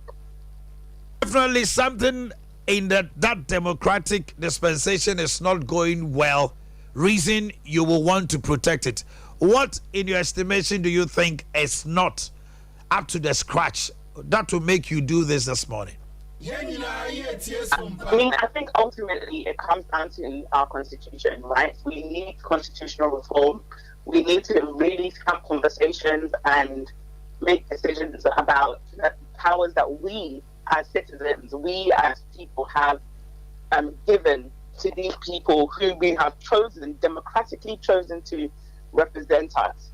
And the reality is, if our interests are not being represented, I overheard you saying about the roads, right? Roads, hospitals, very, very basic things that we need as human beings just to live, right? We're not even talking about thriving at this point, just to live, just to survive. Like where I live, if there's an accident now, an ambulance, a fire truck, nothing can even get to the house. Do you understand? And these are very, very big issues that affect every single one of us every single day. So the powers that have been awarded to these leaders and the choices that they make do not represent us. And that's what we are fighting for. We are fighting for just common rights, just common basic rights to live, to exist, to have healthcare, to have good roads, to have just these very, very fundamental basic things. Now I'm told some of your leaders have been arrested. What was your arrangement with the police that will lead to this issue of arrest? So the police are saying that we don't have the permissions, I guess, to do this protest, which of course is in itself unconstitutional. The arrest of our leaders is unconstitutional and illegal. So we are just kind of waiting to see how it all plays out. I wasn't there at the time, and this information is kind of being fed through. From what I hear, their phones and everything have been taken. So we are just trying to even reorganize and see, and even try and find our fellow brothers and sisters. The Public Order Act 491/1994 stipulates that you inform the police. You did so. And the police, what was the message from the police to your end? So yesterday evening, after business hours, the police then said that we do not have the permissions, something along those lines. And we responded. They said that they had served our leaders with a refusal, and no such thing had been received. No such thing had been received, and we responded to make this statement, to make this fact. And the reality is that the police do not have the right to block the protest in the first place. That has to come from the court, and the court has not mandated that, as far as I'm aware. you're telling me the police said that they've refused. On what basis? What was their reason for the refusal? To be honest, I'm not even sure. I am not even sure. I don't think they even gave a reason for that particular choice. All right, let's wait and see how things pan out in the course of the day. Thanks so much for your time. No problem. Thank you very much. Okay, Amayanka is a member of Democracy Hub. And I know pay approach for actually penning for no say Oman can't the police for the bad. How many almost by and almost swallow mugum. Yay, Ghana. Anyway, my meaning come out Trinity of Arc Limited. Woman do be too kind. Too kind now. Bag in your no call flight claims for. But the ambassador send you many do I could do say pam. Na bibia akoso. A message is me no quickly. I'm a nurse who was posted in 2019 and I have a fiancé who just got pregnant. Okay, I've read that one.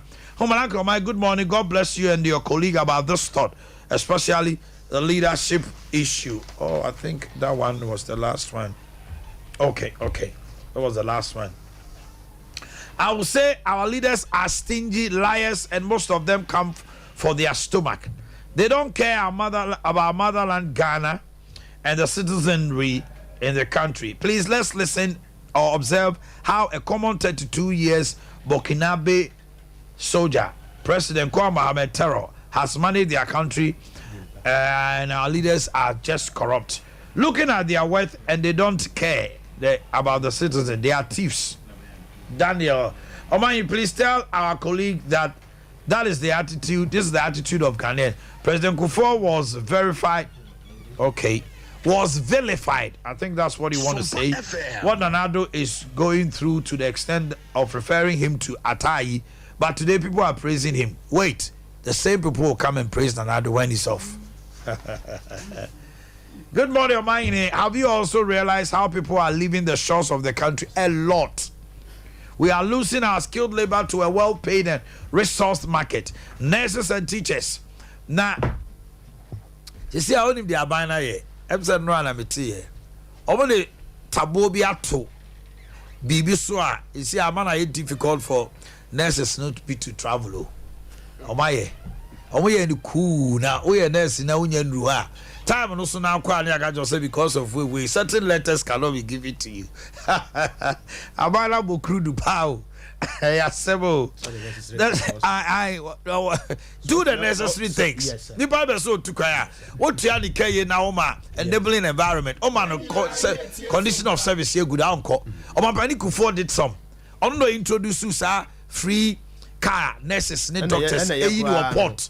Any certain amount of money for a year allowances a dema omo. Eboama teachers no me at the time. Boss, ye cry no ke beti my bibi say. Se nurse ni bia kra be outside that. A percentage wise. I don't know buy no fanning for. Cubans are exported the players they transfer woman na club no menya sika. Wa wo ko no menya sika, agent no so menya sika. Trinity for mo to say. Bibi aboko papa, bibi aboko. Ba mi ti wa no pay. Okay, Uncle my edawasi. Ya pasa kwa so na ya chia wahwefo ne wotifo. Uncle before so much as machia 20 workers na staff na buf akra no kumase. Na masafa kwa so achia mia minua kokodu. Ope panu machine pa som heya obama fofo abrodie ne. Sompa FM. Obama mati. Quick, Uncle, my number no edubetudwa. Ko ndi hear me pa because you be na beti me kwan atie na ohwe nti edubetudwa is there biashase. Number ni 0531 644 217 0531 644 217 and 0531 633 556 0531 633 556. Okay, Uncle man, I need just some biaba. Me to Ghana phone as I mashas here. It will be a wabagana contract marriage. I will be wallow at the walk. awu tres ka kitu bi obaba ko pe ebe ma oba wala oba nako na okotra wanya permanent resident Canada afebo eno ho a e rukuti dako obaba ko pe nipa organize a ye ho hihye nti obi otimi bia no o fa number no na wa frɛ ne mu timi bia de amam contract marriage e wo spa ye wo Europe work permit bi se Czech Republic abano amaye slot bibre ayi nipa kwa onkoye prom bia ho ye wo Poland aba Croatia aba Romania eda so ho promotion in twam yeah, Schengen Romania Eastern Europe Romania yeah tete say this year late this year or early next year on be Schengen agreement no you can wo anything na adile o process o mo time can but I believe say on ba be can enche ba mo timi mama fo nya visa ko yes akoho ko ye adwuma Hungary enso wo ho Italy aba more than so e adwuma pa ye wo Czech Republic a tourist visit a quiet tour ne ko Germany so enso aba enso tourist visitor ye do ko mo akoye Australia so dia aba enso visit visa ye jama mo ko Australia ye sa work permit so ho a Australia so 2 years work permit visa ye jama mo ako anko man yes ye Canada nursing review ni twam first batch ye dia end the bawie November December ya omoko ye you could for January to March edi ni guso in twam ye se bra na 10th of arc yemboa na me hye papa ewo ewa ma no ne ne hye papa ewo ne edisa wo so wa pa de Ghana ni na okọ ye do ko Canada onko ta onko struggle onko ye onko na onko brent ye do ko amma ko ye hye papa ye de fa kon papa so okudu ho a wanya nkrata papa na do adwuma ye na 10th of arc limited company ye wo ma Ghana fo ye Canada work permit visa eguso ye gi den ye do mo ko mo ko akoye adwuma 2 years work permit visa o mo de multiple visa na ko ye ko no ba bi obeda secured ya pe obi obeda ma tua busumi na mo free alcohol no onko bre o ba bi abeda ho odwuma so secured insurance cover ye ni adeba part 20 of o magana for uncle man Australia work permit no faso wo no na me kasika akwa obenya bo so me betua wa enya asemketo okay ye mo akọ financial freedom empepi ya na empepi be aso ka say ye ni scared be ko enye ska bia na ejew trinity ya na hwe go to puntu ya enye ska kese bia na ejew o de bra o be aso ye be hu say enye ska kese bia na ejew kakra bi na ejew na de wakọ mo ko financial freedom wo ni hye papa ye wo emam Canada permanent resident plus truck drivers in term unim truck twi ukolas DOF abra trinity ko na wasa konya de maw ye do abusu ni nyina ekọ we no ma o me do 5 o me 10 kura na no me under 18 years ya e do mu nya kwa mo okay akọ accommodation free o transportation free be free ho after 2 years our tra obenya obetiba platform citizenship Canada e o se de man e the same thing Denmark work permit so aba for omo sanuduma akọ so bi e wo sanuduma bi say plumber Tyler na se bia oye woodworker construction worker that's our license and I saw our certificate here we no apprenticeship certificate and I saw MBTI our certificate here on brand name one safo na ehum okay edo moko Croatia wo ye pe Croatia wo a ukra HND degree and I say ukra even 20 college certificate kwa na bra ne fa nko ne ma odwuma papa na ye motor e wo ho motor work payment I make a motor na bi mu fise obi a odi vuo nkwa na ko sa ukro da bia ensa ne tie uni we mbon yo mu odi vuo nkwa work permit wo ho iska kito bi na otua e ro ko ska ko gin ho me kan osare chewa wo bi mu sa passe 20 of Arc Limited yo papa en che papa de magana fo Italy wo ho ya tiso tia kakra bi ogana ha na yemfa nko na ko adwutua kan no kakra bi na otua tia bi na fa nko na ko adwuma na tua maye ho abra wo ho accommodation free sa wonu bi be share room se bi nipa miensa bi e be da accommodation free o Italy ontua hwe ye do ko amako adwuma Romania e wo ho a yentwam aso sa twa bi ogana ha na fa nko ko adwuma na tua kan so sa nse wo ene obo ango ma be da na se onye obi na benya ska akọ Canada and I saw UK and I call US and Australia and you be ska akọ ente di Romania ba and say e ba be bo mo so sabi o mo ska sem e wo form no mo so akọ be ko adwuma no mo financial freedom na de ba na wan kwan say Romania ho ne Eastern Europe enye Asia o kwa this e wo sa baga na o be prepare akọ kroni mu na wo ka ye 2 years no na ma we Omanhene e so kono say ye wo payment ni nyina no wo kroni mu after 2 years no o qualify say na o qualify say o apply for permanent 5 years resident payment oh I will better say odwuma into 2 years work payment na de ko no o fa nko na enko so na nka say metamaso ntime sa bagana da bi company na do akoma no a contract 2 years or on shepa pass say odbego komu a after 2 years obenya resident payment for 5 years every country na do ko bia country ko bia obenya sa hihye wa de mamu be mo so wonya osundwi e sa kuro no so we dey say ya ye wo Emma Ghana for Chief of Limited Company Ukraine study visa ye wakonya de ma Ghana for say wo person ko Ukraine e ko to sua de bra ye mo first degree masters PhD na so person ko ye ko bra Chief of Limited Company ye do ko Ukraine amoko sua de anyo sundwe e wo Ukraine okay we dey say ye wo ma Ghana for fa numbers no ma chi akwa twa bi omi ni aba number ni 0531 644 217 0531 644 217 and 0531 633 556 0531 633 556 there were 2 locations there were Kaswa and Kumasi.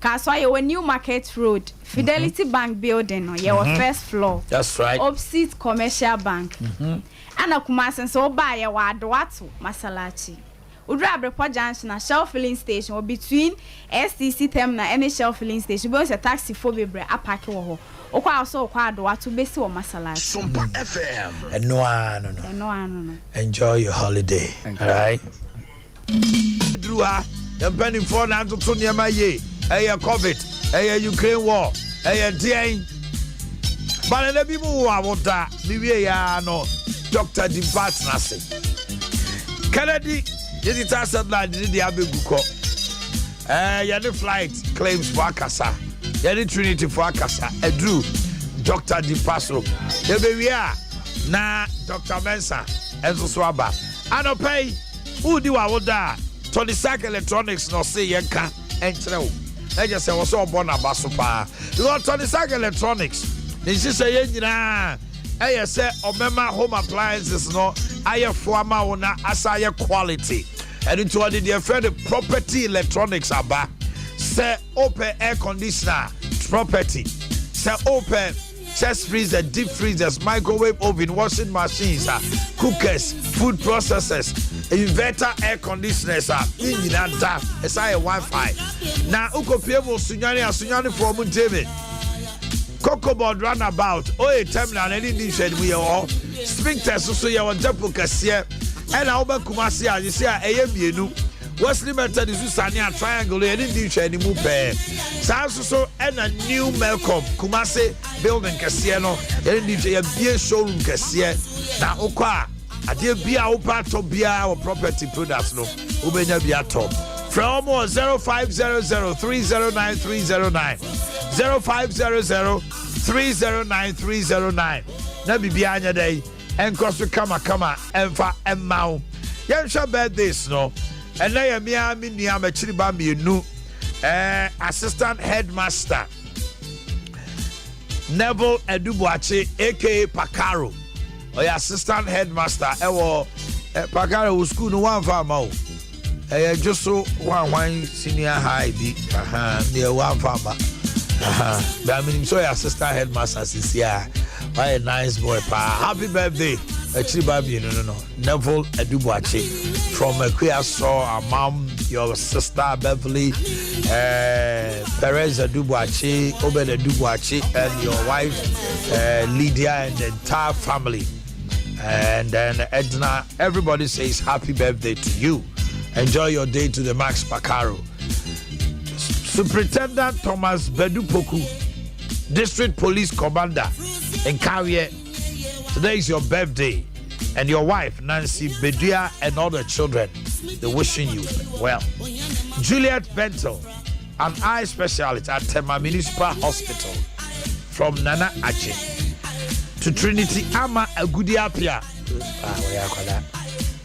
Who did I know say Trinity Ama Agudi Apia. Your mom is Empress Brooklyn. Birthday to you. Regina, CEO of Kids and Teas and Multi-Trust Savings and Loans.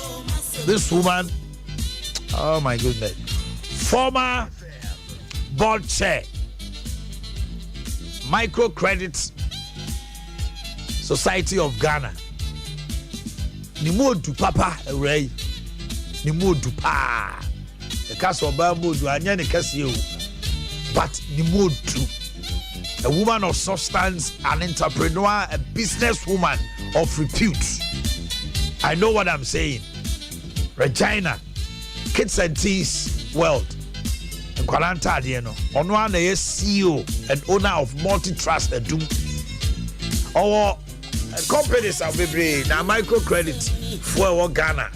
Obawe your board chair, former board chair, and there we celebrate you. You are a gallant woman and a woman of repute, and I respect you in all corners. Happy birthday to Mrs. Pamela Yeboah of New Tafo PIWC. You are a master in cake making. Okay, Nyamisha. My son, Omanhene Yaw Sante Yamoa. Today is your birthday. From your mom and dad, Mr. and Mrs. Bengazi Yamoa of GH1 TV. Okay. Doctor, Dimpa de Noa ne Osa. Yenin komo. Osa eba wakwamu a emfa wani nkyere baby a ba kyere dimpa. Fa wani kyere dimpa na asomdwe beba ede ama onipadua. Anope so menua ba ko bempa won wo pam niema no. Na wa ma me ho aye fe yi enti me dana se. Dimpa fo ye se we ye kyere akwa wo Kumase di chem so. Se eye stomach ulcer anko ade a emfa wani nkyere baby a eka eye dimpa aso ye nko a and then now come person me to last week there so na BBC na watch mu ya sa de me come back to the 10 commandments of stomach ulcer treatment obi a ya hwe no last year ama ne ho ato no wakwa akodi enem abi enem na o ka se mo mu ni hwe ye no la man na asa ko trigger Monday o hwa ya pon kra wi o kam say enya asem keto akoye emergency ya so aye den wakodi body apesi odi wie ye no an o sa re ba yera ya chi aye very bad for your friend double silencer. Yes enti a creative problem wa aye den amayen eno nti say obi e wo so bia e be fa ba me abrafi ni nkomo wie na afre bo 10 commandments abrafi mi mo ache o yeah do doctor na doctor ho te say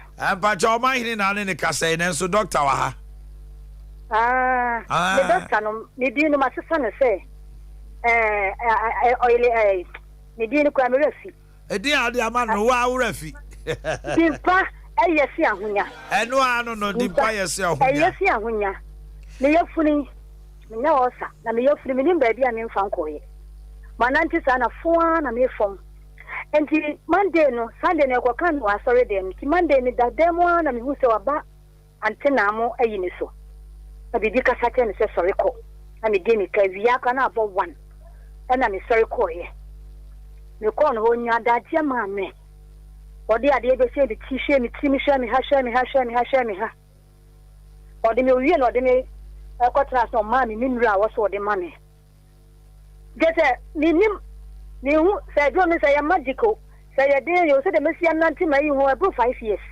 plan say me you fun abro 5 years na ma I form me say si machi ni mu me sire me di sio me tumi fa ense pants kura ke say me twia ba me yefunu so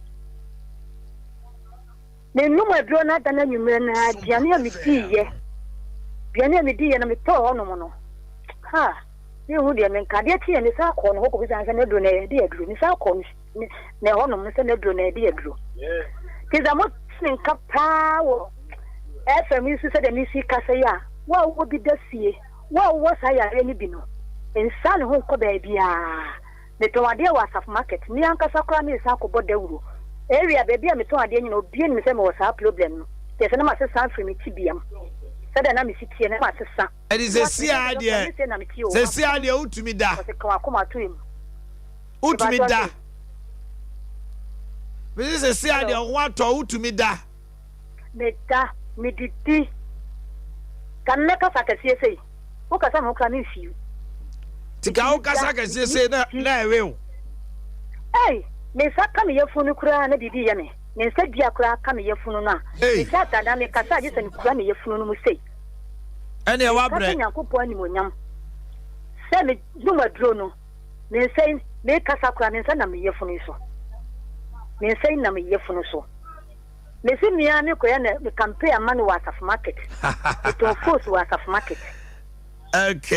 Okay, but no. Yo, enti is that bedini ebetutu. And no na make us asha see a echo said as a say otoaso. Ne no mum na as a so free one now sa could dinner maybe a yabo bosses wow. Aha, enti 10 commandments and quickly. Thou shalt not take more oil any red meat. So also a hawa. A commandment at Tosuminu and the set udi aben kwanin katekwan wa bra utriti osa and also a hawa.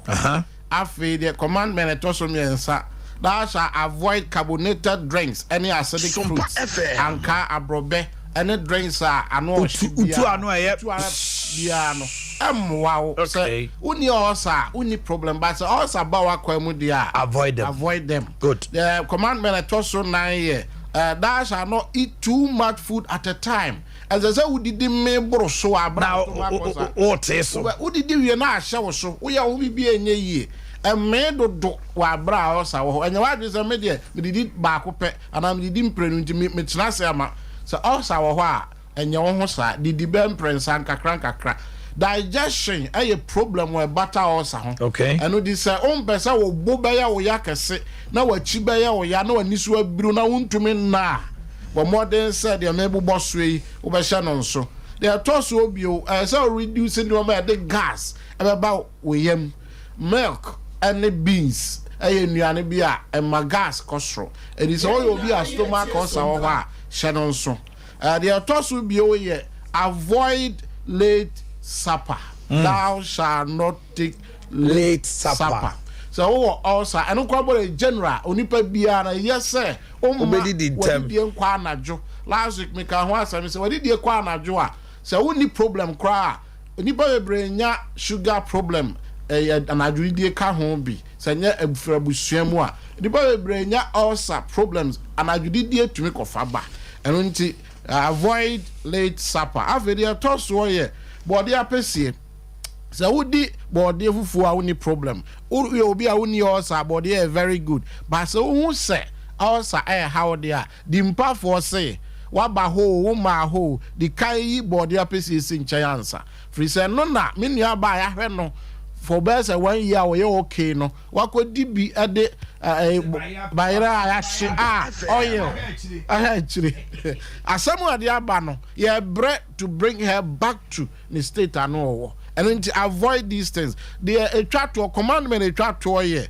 another also 9 enuane a nyaze painkiller bebre emwa and have a spicy food omo pe ekan it doesn't help at all. Okay, yamfa last person on that me for last commandment na yamfa see what. Hello Akomia. Oh my.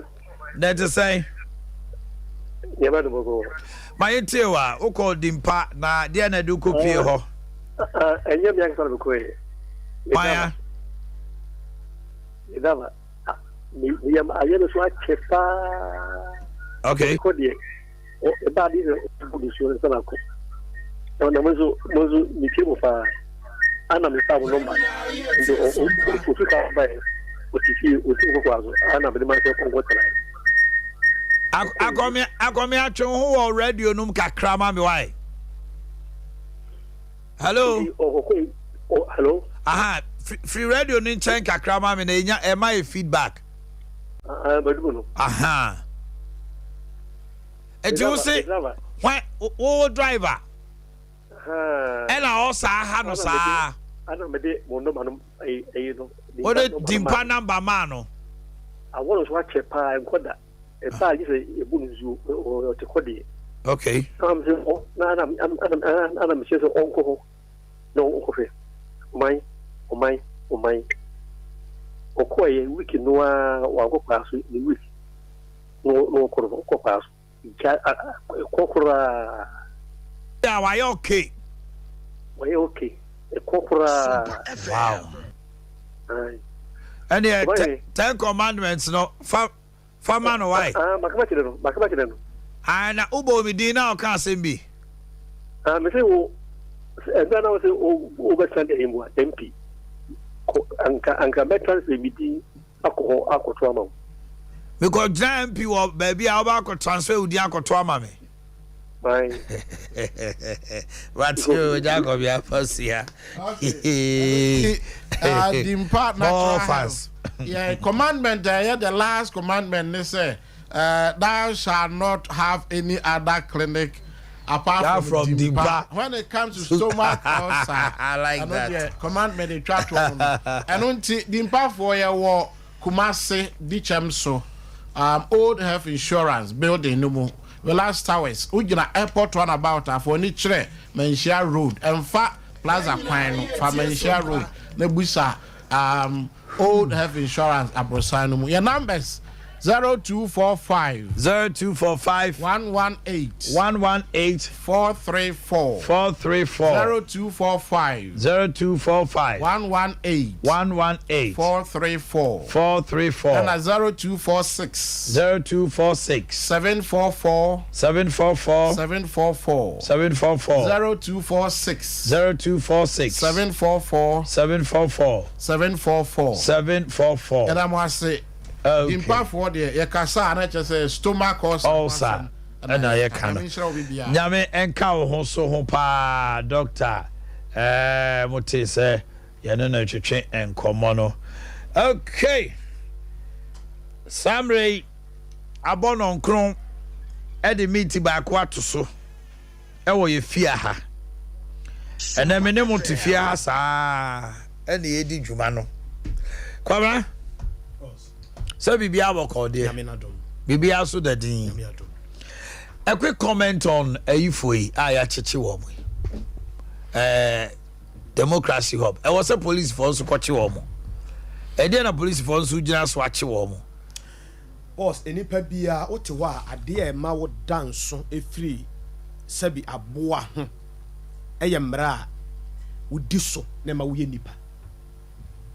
Senipa wa. Adea ma wo danso na etew ho free sabi aboa ho eyemra eka wo ho.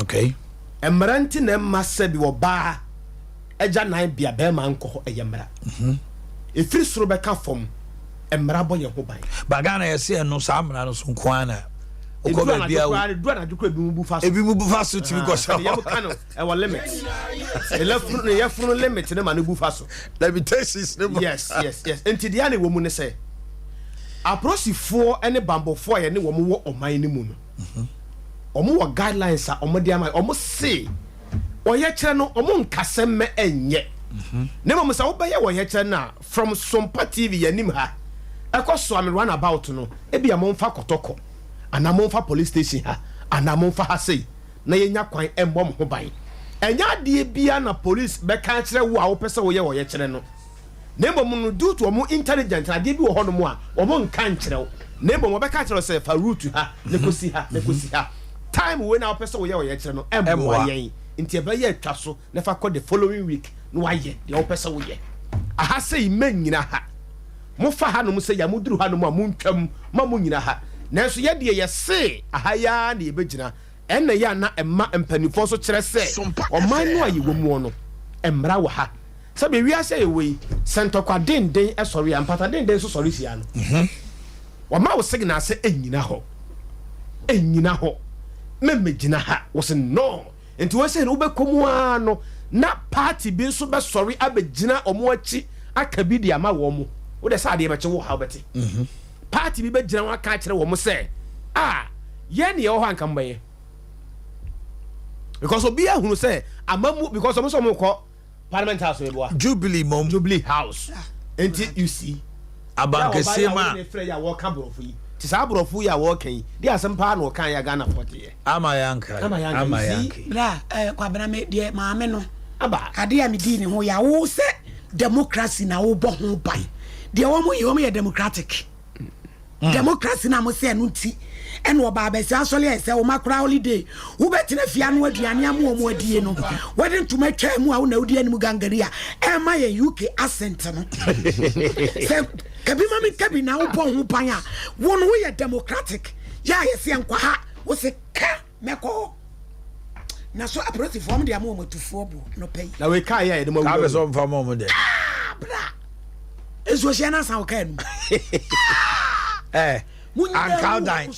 Ankaudine. Me nkobi. Me jire me ho me ti odi me pa ni se me nya fufuo ni aponche nkrakra no pay. So so akakra yam. Manu mu atoso. No. Oh ya na se wa na. Dabi. So na se me hu. Enu ase mi hu lines bi na me ba ye di. Ma ye di na me hwe enu a bucket bi a ye di bowura kira ha. O ko ya na wagiti adem se ochamfo bi a odi ni birthday wo nsi ase no. Ma ye di na me hwe mo. Adea no pede me hwe kware ya nse me nya fufuo ni aponche na kira nyini. That's right. Me nya nsusu akakra me de apochiri mu. Manu mu atoso nti. Na ntie no ko gye no. Ko ya me e wo dubiri haso. O mai ni ye den ye gitum. Ba so wan hye wo ho so a. Wo peye de ense sa. No obi see. Obi ga je abo ma se. Se wan hye wo so aho.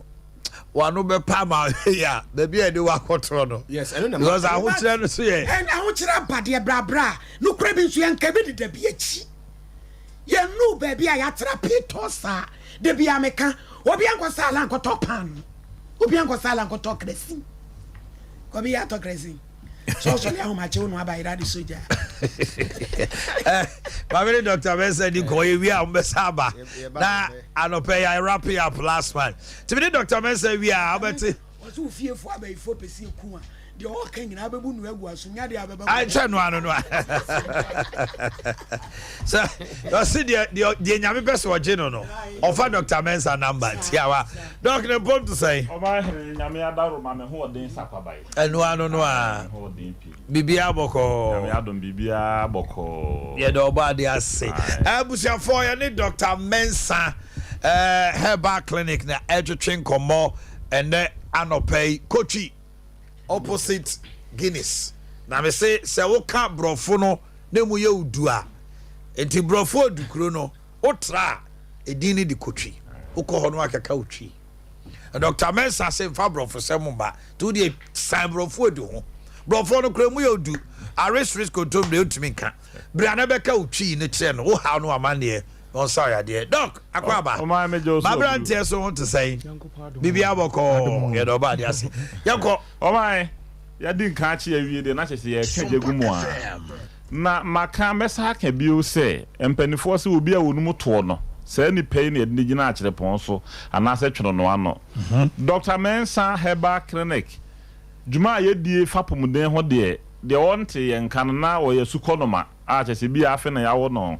De onim Dr. Mensa ho asempa ni mu se na ho tedin de Dr. Wonder na no de broni fita na de ma me ni nyina ne se enya me ho ne teme se de ma ho tedin de Dr. Wonder no sasam bi ni obi so no onya kamafo no onya obi twitwaje na o ma ne din foforo eno nti ena Dr. Mensa din ba ko asa be kan Dr. Wonder na papa bi zo efre na jasa de bi wo de mesa de o si ade ya ma me se me pa che wo me mpasem o si ade Kristo din to de bremia wa ma me high rank dodo me mpe enti ano de ma twe me ho afirim edin no me di a kire de be ma mea bebri hwe nansan kofo emma o mo se doso emlante bi no mu wi ebi no tramado ti homu ye pa enne o man se oba se na wa amwa na obe se flat nya oba nko obi a wakote bia bia busiani bi esa chese ese nipa anase me nipa brabo ka akiri no se wa mo asa nipa na o ye de ne a obedwiriga anase obeginsemo enti wo ba wo de hye a wo tunu bone nom ena oni abrante bi na o ye na o ye ofa no ogogo ni minimu ye no ma etisa na o ka kire se wo gro ho mebo wasum a wo anwa na obebo sum won fa on se de o pedigree ni se de onim de anyame de ama no wanimu nyamte o gro ho obebo nso na ni nyina ne se edu bone na atu atosi no enkola no nom no dodo ena nyame abie mani ena ne 3 days me ko FM so ablante bi a wanum no bɔnea masisia de wo ho ana ne ho wo so ɛna ɔno a de na asɛm akɔtɔ wo mo na wo mo de ne ma me sɛ ɛne Dr. Mensa na wo se wo no bɔnea do nti wo nie gye no ɛna mse we se ɛbɛyɛ example kɛse ama Ghana ha ɛde kumase ma nyina na magye no ɛne na yɛ last day a ɔnom na duro Monday no wo hyɛ ase na ɛbena da no Omanhene anwade a me sɛ me de do ne ma no wɔfe ya fi wi ne no ma ɛwɔ ne mu nyina agu fam afe ɔno a fi wi ɔte hɔ din wɔ se doctor menka sɛ wi fa me so a metimi anom wi bio ase menum ye minyan wi bon menum ye minyan na se fa na duro no tie enti no bɔne a ɔde hye bi nom no ye waduro no ye baako bi kura de ye fe no all season ɔdo de ɔman so ɔnom nsa so ɔnom wi so ɔnom tramol so ɔnom shisha so ɔnom bibi a ɔnom bia no cigarette no cigarette nyina me bia o 15 years why on said ada why we cigarette sa da no no abedi na dance ɔman on said ya me ma dance die no me mpene se nipa no beka ma me de ne nani na no ho so enti so hwe ya me kura na mintie na ne message no kopem se mitie am se da ma me ya de emu da ho mempe ade bia obi beka se jame yakobo pa mesrew odi hie bia onum no bone a o se ya wage nsem no wanhwe machiri kwa ya wanhwe a wo be pro enti number na ya ede to dwa no wo de no wo fra ba bia wo bia ye delivery service nti betimi de abrew na aboa na ye ken wo ma wonim honhom a e man kwala no num no bone ne din ye mo em se jama wa ben Aya matanga wo be se wo this year this year enti obi a wo ba honhom bi te sa aya matanga o se no na wa pro no wo de ya ne Dr. Mensa e betimi ama oduru na de afra na aduane ama na di onko ho bi ewu da waje no ye kan ya nanse be kote ye no na me ka ho asem a obi wo ha ma ne sika da ma obeshi ni nyina o ye ne de ne a obeshi ni nyina awere ho sem ne se ye wade bi efe ne se sasa edinachi na sasa no eno na ya mpanifo obu be se obekum tromo na wadwa asasa duro de ene gya no eno mfa ne mrante sem ne nam kwayase na ebi anam pofiri mu na obi atomfu mutuo na ku no na wo wade wo ho enti se sasa be de obi akira ye wa haban ya de ma ne dwale sa haban no eye sasa duro wo dwale sa haban no nenson eya na dwudu mienu no obe hase adwale wo dwale ne kra da se me de akwasi mensan kwasi ada me da na dwo ade be che kwasi ada no na ma hyase na mi dwale sasa duro no enti me dwale ya duro no me kwasi ada anajo 12 edwo ada anajo 12 sa nenson 7 days na mi dwale ni nyina me ka se na mato me punum mato punum me nko oba ho eno de okọ oba ho wa sa duro no enti yenwe na mmono yenko oba ho be ma fa hye no so se wuntimi ento ho punum de a wuntimi nwale sasa duro na wutimi dwale ya duro no na nson so a wo kwan be bie se hu wadwuma sem usika sem bibia wo ya enye yie chese obi wo kra promise and fail no nko aye promise na ada na ye be promise na jisu ye sai gina so yinadi e ya bere ho sem enti wo sasa de wachi jise wo dwale sasa duro na wo de wo ho e ba sa abon so wo dwale wi ajata wi adi jisem ne se efiri na de kinye so okọ no afi bon se kwan we biehu na we biehu na chese wa bra bom no wa otumu se anigi aba wa fem wo ba bi wa ye promise no be me ma de ka kese wo twama otumu se ne ho ofe enso be me ko friends e pe na dan asem mesramo de ye kan enya hote ne ye ho nete ye menidi me anopai koko bi na manya ahwiagumu na se wo dwale se dro we se na se wotumi edwale ne pepe se de ya kire wo na wo be fa wo ho odi halitosis yale ha gofo o ma ye ka se halitosis wo me so a ho me kasa na sa meje ha se ya ebe furo ha nyina na nka o halino na atmosphere no nyina sasa na to sisi ba bia wow enti mo a monya halitosis yale na kwa ne din ye mi hundodo mo Parkinson's wo mo so pepe kisi se de o so say wo akoye o mo sa pasumunsem ka no de be wa no be wa wudwane me na so ye say wo wura bi be ye adwuma wo be fie na oba ye na adwuma ye kama na ɔka sam akyerɛ me a anka wɔnyina kyerɛ na anka wɔnka ɔka no ɔbɛn ɔka nyina na me kɔ nso no wɔba ne nyina ne sɛ wɔnya saa yale we bi nti ɔyɛ yana mse da bi brantie wɔ sɛ meboa no me ka kyɛn sɛ wo ha oni wɔ sɛ doctor no ano waka no enti me kɔ nipa mu a na wɔn mu dwane me ma na duro just 3 days agya tawia na num kankan sɛ 2 years sɛ me yɛkɔ enti me ho adanse de wɔdi me ho adanse a ma wɔn mu onim sɛ me wɔ halitosis yɛduro no wɔte me nka sɛ me kasa na obi tie bi wɔ sɛ Dr. Mensa na sɛm na wɔka no yɛ korɔgyen me nye fake ma di nkan ka kyerɛ mo enti obi a wɔnum bɔn nka wɔnum ɛwɔ yɛm maka nkɔsɔduro enye tukukuo na ɛwɔ so enye sɛ bi asoro bɛn na ɛwɔ so wo de no de ɛwɔ yɛm enti adana me ka sɛ endi sɛ opɛ sɛ wuchi obi sɛ wanom nsa mana petition nom wɔnom petition a na wa mana begina sɛ kangapo ha wɔka gapo ha abon sɛ ne yɛm nyina furu firi ne yɛm ba enti me sramo obi a wɔnom bɔn menkɔsɔduro ɛwɔ yɛm ɛyɛ halitosis yale a ɛwɔ yɛm yɛm wɔduro nom no ɛnɛ nso a 3 days time de on tibio but 7 days na no ano no menwe na mo no enidi anadwo kosua nso mesrɛw gyaidie na ɛbɛboa wa masa yale wi ase atua ma retentive memory nso wɔ hɔ mo amomma bɔn akwala bi wɔ hɔ oka no de nambe maame bi say Dr. Mensa menko a membe nyina yɛbɔbɔ a ɔmo di first firi to na ɛba akora yɛbɔbɔ a odi first firi to na ɛba bia na wabɔn nyɛ sɛ wabɔn sɛ ontimi nya hwio na adwene na yɛfrɛ no celebrum no ayɛ weak ayɛ mmere ehia enkanya yɛ dura betimi aboa ama na adwene timi ayɛ adwuma sɛ de wɔ sɛ yɛ enti unya sa retentive memory dura bia wo de a wobɛpa ayɛ honi ɛwɔ na wa makora ne de awisu edo ɛbɛkyerɛ na kwan obewisu edo nsa bosome baako ubonsa wo ba no afei de sɛ de na adwene si ada na o kyerɛ na de a wo hunu no afei akora no o hase yeso wo sua de a obehunu ade na mana boa nti afei 2016 nkwala atwae this year enso nkwala no o mbetwa na kama Oman ye bre ni so mo bre am de ye program ni so that's right enti sɛ de amedi nkan kan no wo mo anyame pɛ wo mo age wo mo no wọ́n bẹ́tìyẹ nọ́mbà no me se he obi Land Cruiser te sɛ media bi koraa na sɛ ɔde kwa na sɛ ɔde wa painting ne mo na fa bo twere ho obusa sɛ Dr. Mensa nọ́mbà na me twere nti obi de fia ya ahwe wonya ohwe na ɔde o twere wie na sɛ obesi fom a ɛhɔ na abo sɛ yes asumbo is effort you pa cha enkwa obi ka ho na mo de me pese me kyerɛ wo ne sɛ ye nọ́mbà ho hia twere na nya wajapade na bɛboa o sɛ de ya na nkɔfo ta twere no enti de number na etudwa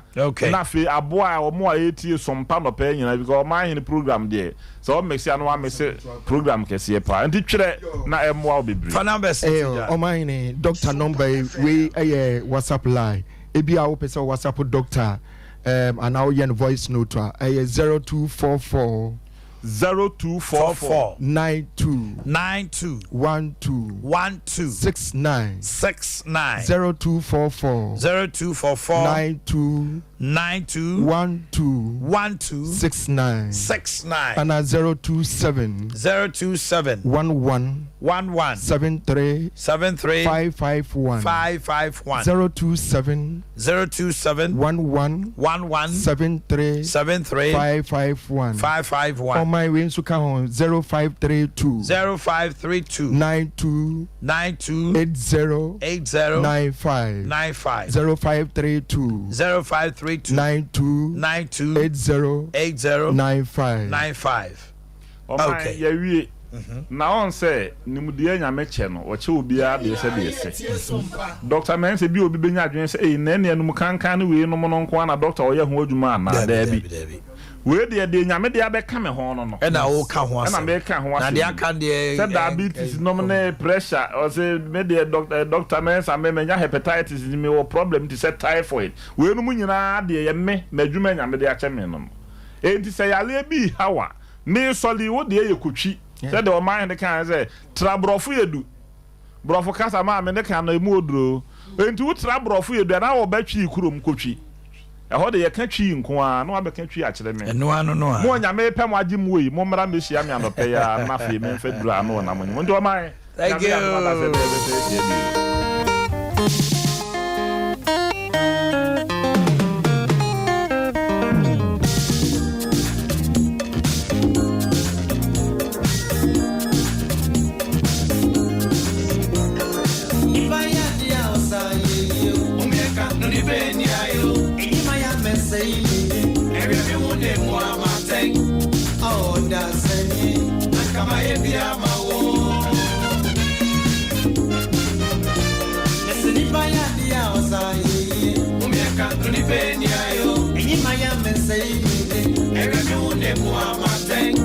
Oh, that's any.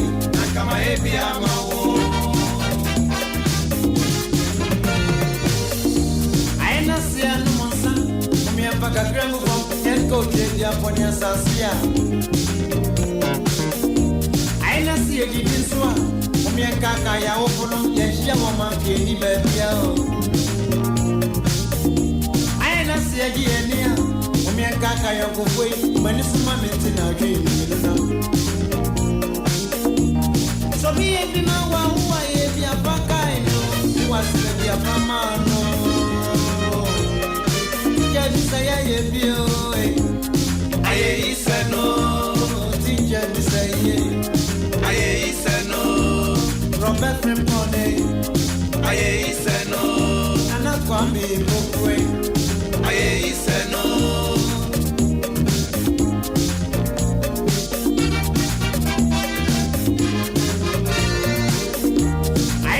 No more son, from your back a grand from yet go to the Aponia Sasia. I na say did you swa from your kaka ya open yes young woman any baby. I na say again from your kaka ya kuwe when it's my mentin our dream. So be every man who I if ya baka no was it be a fama no. From the friend by a view, I say no, and I'm coming. I say no, as I get you, I went I say no, now I see you down. I say no, what's the man say? I say no, that was you, that was you, you know me, that was you down. I say more.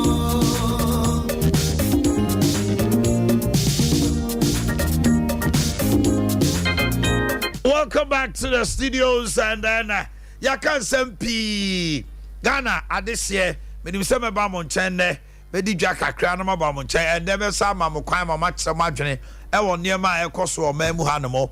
There was a Kaya Papanoka, a bine way on Usuayebi, Sansu, and the Uncle Yenuaka, Moamosuswa, November 4th, about to know what some can now Suswaka. You see, NDC for the Omawi Omode, and before the sword Omodi be boom, and in our Honoma.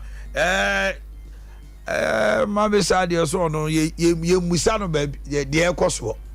Also, no, I wanting to be in waiting there. In waiting, ye Musano. Now, but when was the last time I camp Udi Gomoko? Bibi Koye come there. Everything is on point. Oh, really? We are moving forward. I say, or groundswell. Yeah, groundswell. Some of the 2024 banner, the one they drew there, maybe Papa counting. What dear? Me neutral. Okay. I may bomb pies, but be a bit to be a year. Hey, baby, I bet to be a boy. November 4th for day. Kobe. Nade. Sompa. Yeah, hey, I said, okay. I saw the film big can be. Yeah, Quakuntopa. One more ever boo, and about two from a better as no many abo. He maybe as a stroke near here, potential better. Okasasa.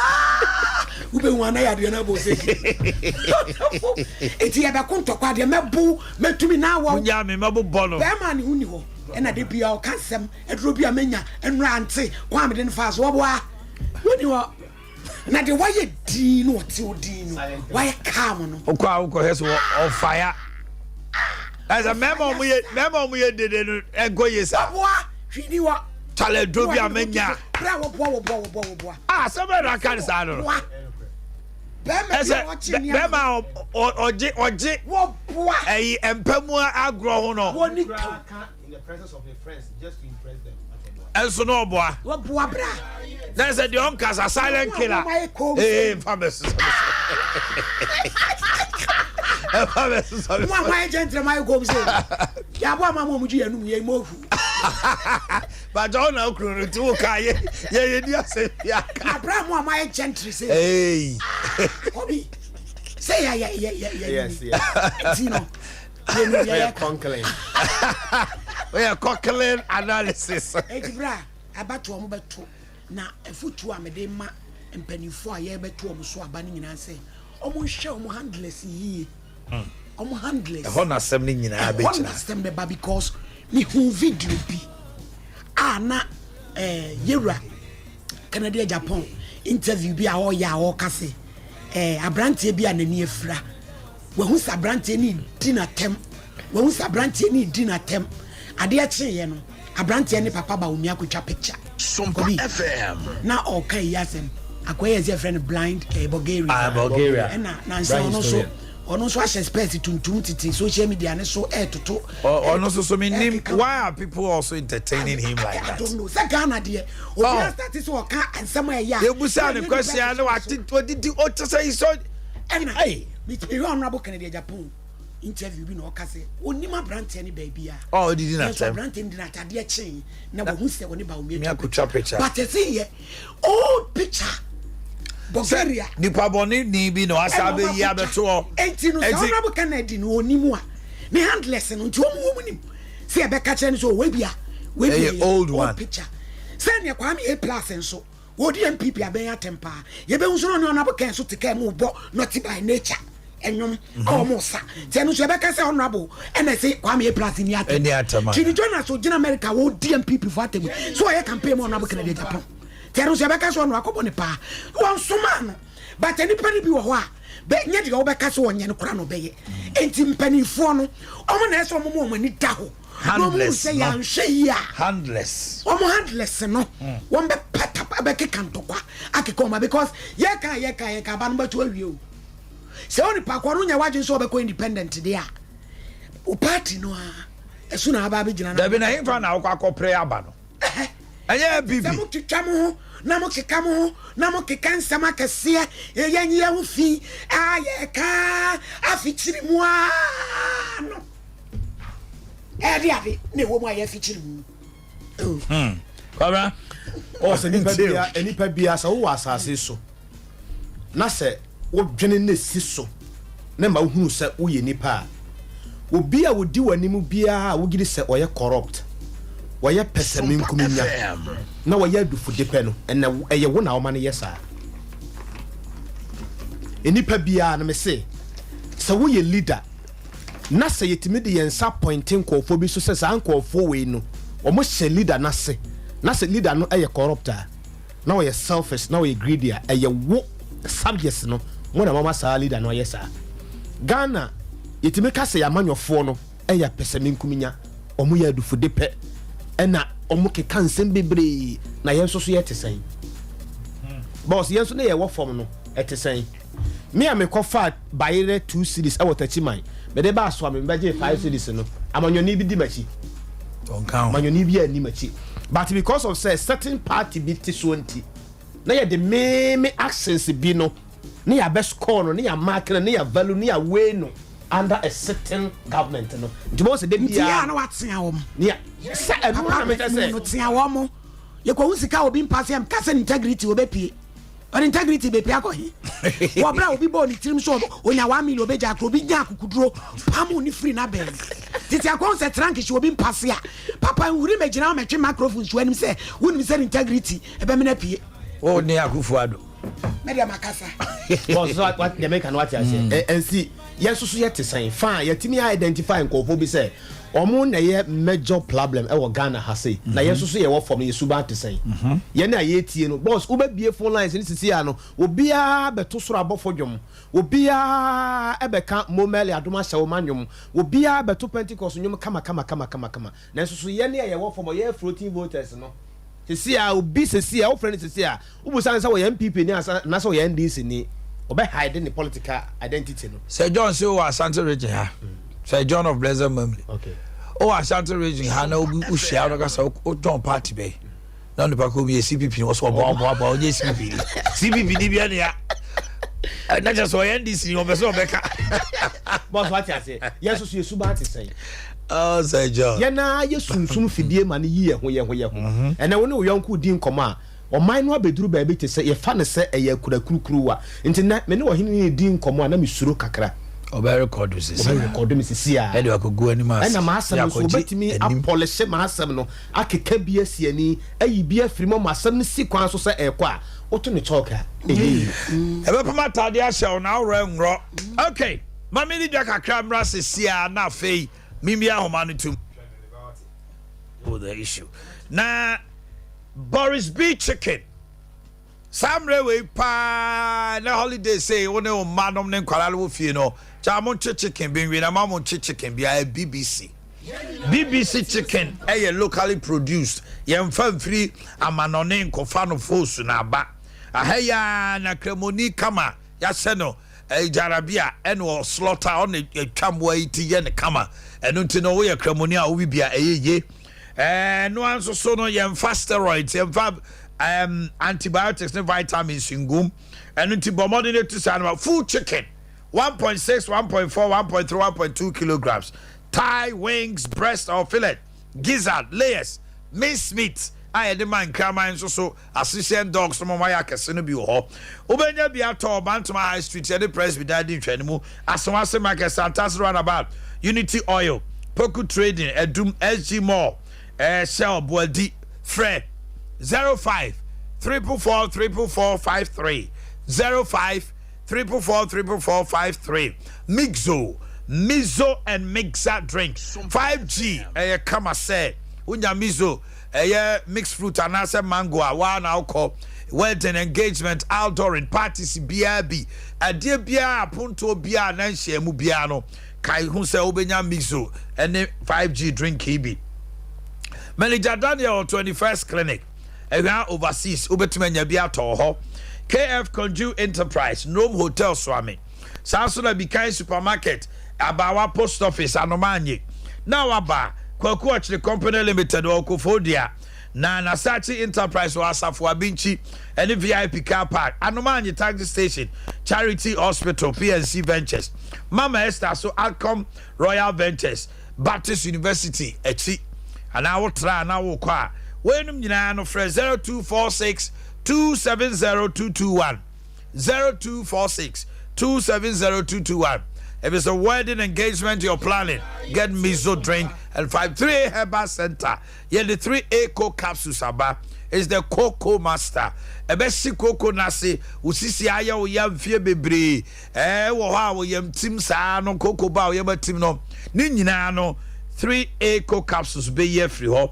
Colina Danny Heba Misty Apidank ubenya biato doso pon fre 0546 107 107 0546 107 107 Oti Asika Rabbank Savior in your banking services Odiani sa obebie current account savings fixed deposit or susu account and mofrano nketen no yes kama omoda chintio oti asika MMA government worker loan salary advance na ope susu account no ato ayakabo miensa the amount your funeral loans a year and say ya hodo a yebetimi aboa wo na ya ma obosia maka mo abo mienu miensa mo abeje bosia muhia collateral or guarantor biara Eastwich Western Union Ghana Pay MTN Momo ni nyina ye wo ho frɛ ye 0504 842957 0504 842957 Melcro ye ne historic Adventist Hospital ding training mon kenken so Swami Market Dr. Mensa Sepebroko Madra ye headquarters ye Kofia Sesasuna be hu o mampon afei ye ku yanim na me catch said dimpa natural health what say nka wa hanomo Fred doctor and na no pay na ko ho no show 024 511 8434 024 511 8434 and a 0246 674444 now 0246 744 744 obo on second floor Wallace Towers the temso dimpa and I make come for a home asem the amount abe mami abe sickle self fie wo call ma obani ko no adjustable said wona mami abe akohwe egu ama se wo hono mo hania enkwe ena da bia na wo yambo kurukuru etwo na be hye ho mami abe emphasize kan wo de aduro amaduro papa bi wo ha wo ni su briwa se wo twa hwe koko ɛna adokoro wɔ ɛnyɛ tano so apatapa new side ni apatapa junction frɛ yɛn na maame abe ɛbɛ hwɛw sɛ prostate low sperm count gonorrhea hepatitis B diabetes malaria nom kra deɛ na ayɛ nketewa 0243 345392 0243 345392 and a 0506 460208 0506 460208 Dr. Mensa eba hanomo na ose wo de wo dofo no enro bia wo de ama no onyan sanom wo de na kodunsini ho yakotete no yakonom nubone aye ne die Dr. Mensa so de aduro no be kano no de aduro ne kano a obefia ye biema nyina enu achi no nyade abohu yade kra wo na bra bomu bio obeye kama ye wo kotwi ye ne Guinness Depot di hwanimu enkran kaso akofodia takra de sunyan se hwedwina se dunkwa no fe goso your working days here Monday to Friday 7 a.m. to 5 p.m. Ejwara kopim fiada eye nonson kopim no num memreda nonson ekopim no miensa Saturday and Sunday 7 a.m. to 3 p.m. 0271 173551 0271 173551 and 0245 958768 0245 958768 Canada Digital Satellite yede 17 inches up to 65 75 TVs and aba your double screen television, tabletop fridges, single door, double doors, chest freezers, 100 to 900 meters, air conditioners 1.5 up to 2.5 horsepower, home theaters ahodo, fufu pounding machines, your sewing machine, industrial, washing machine, commercial, domestic. Wenum nyina no obenyabi laptop ranging tier core i3 i5 i7 touchscreen, microwave oven, kettles, blenders ni nyina no obenyabi ato enkran wager old barrier new traffic light near the traffic light Kokrobite junction ho sanso ena edum family plaza first floor na Patasi Adum house first floor number near 0244 385128 0244 385128 na bibia koso kama I care heba clinic IRSF ejusu zongo pe I care ye bone masters unom pemu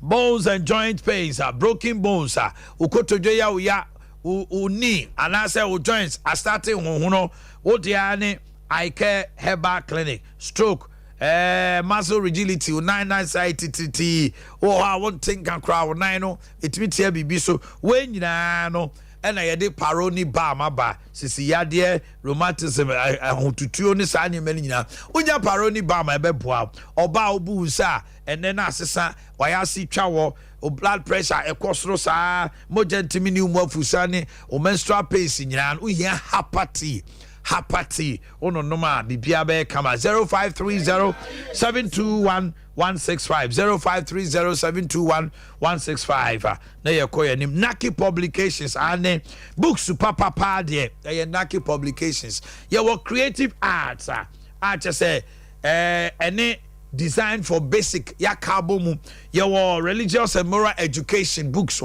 and your creative arts for basic 1 to 6 JHS 1 to 3 Opebia talk or shopper over 0244 892040 schools ahodo amuhia religious and moral education Naki Publications I crowd our train principals ahodo kwala be school we have basic books no e dey ama wo 0244 892040 0244 892040 and 020 5320240 020 5320240 Methodist Bookshop, Errand Bookshop, SIC Mall, Ben.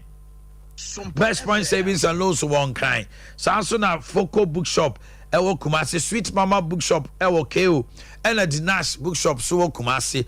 Uko Drew Tamalia, Gloria Bookshop, Ubenya Biato, Lama Sagu Bookshop, and Ususu Ubenya Biato. 21st Clinic, we are expert in sciatica.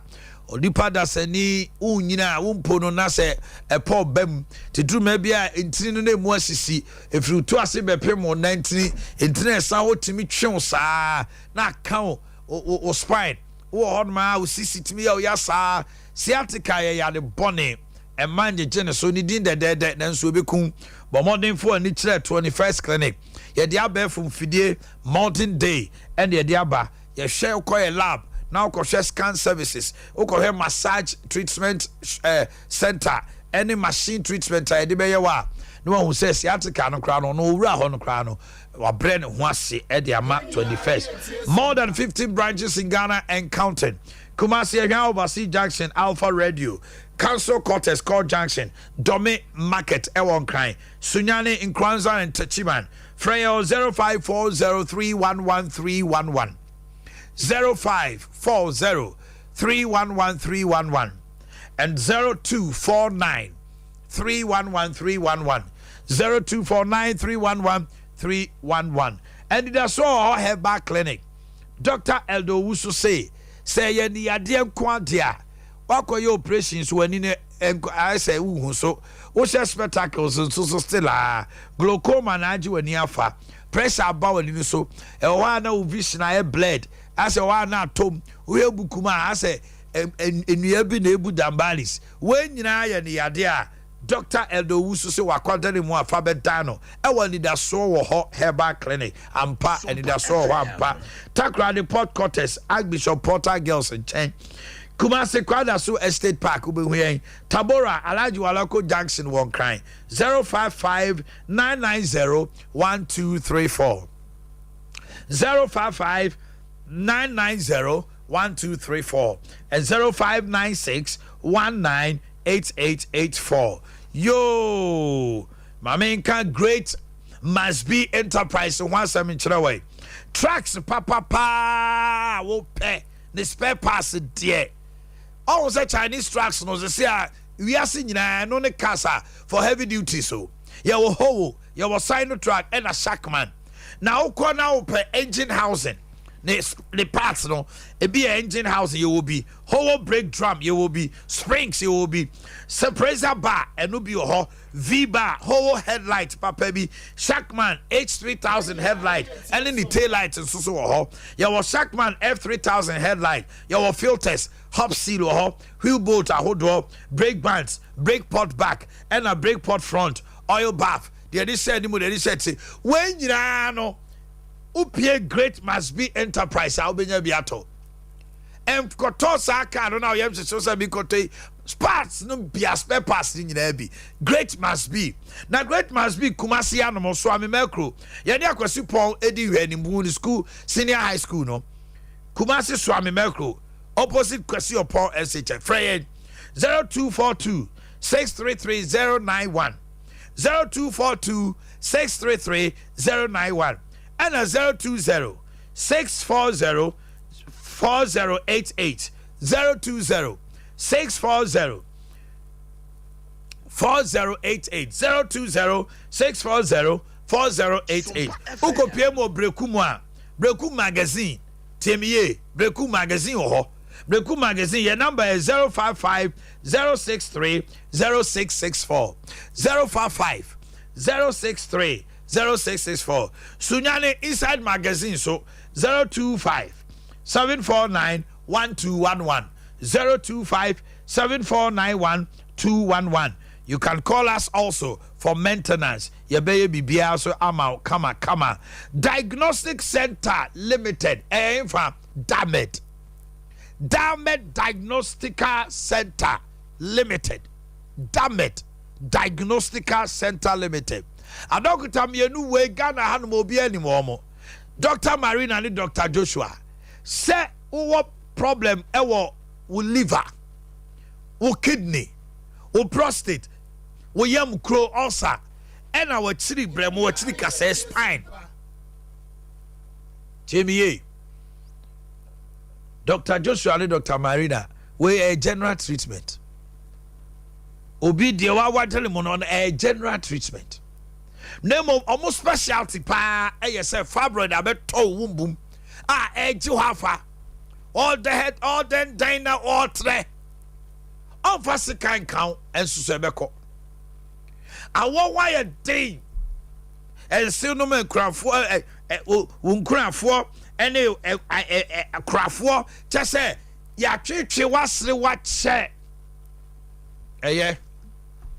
ɛyɛ for ne kyerɛ Dame Diagnostical Center Dr. Marina ho Dr. Joshua ho wɔn twɛn wobɛwo ɛnta ahinasa quadruplex na adanseɛ ɛsɛ baba akɔ deɛ adanseɛ nkrofo die ɛwɔ Dr. Marina and Dr. Joshua wɔ Dame Diagnostical Center Limited yɛde mfidie bɛfifɛ mu ahwehwɛ mu ni adeɛ ne ewia yɛde adura count friend wo Kumasi 026 7018 026 7018 and 020 75 15 623 020 75 15 623 and 0243 176 119 and we are crying number mo one crime mutie mi nyinara 024 31 76 119 024 31 76 119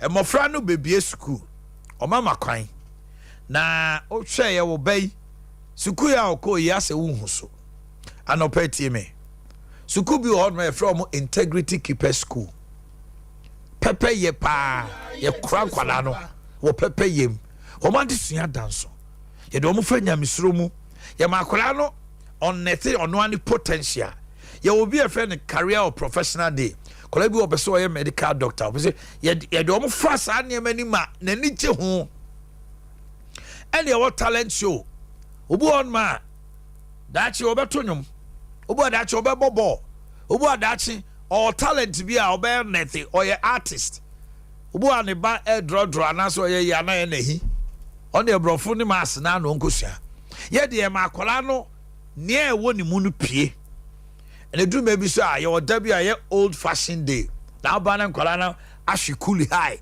normal bo braces pa no suspenders na tete pabo oh ani beka just school na nika ene ye kire omo table etiquette tiemiye obu o didi a Sompa FM ote ayi no mo te obeti so we sada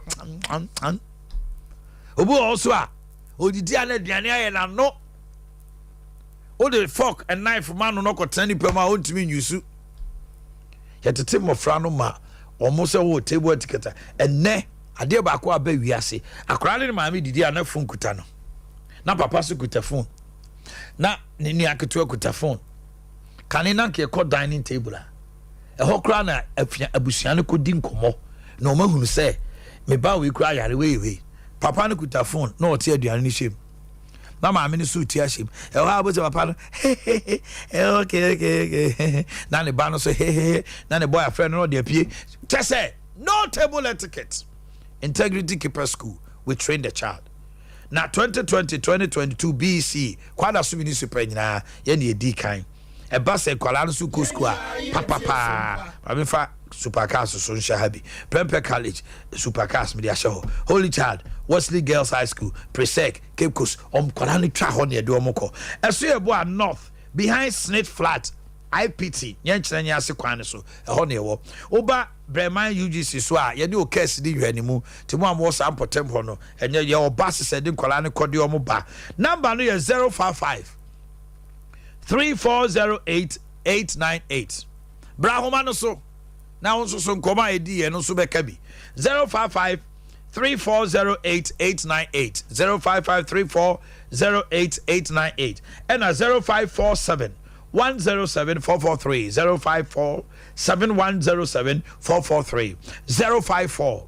7107 443 Integrity Keeper School Papa B. Okay, join me on the lines and let's hear from you too. We've heard a lot this morning. 0551 931 931 0548 931 931. If you can call video call 0551 931 931. We'll get you through video call.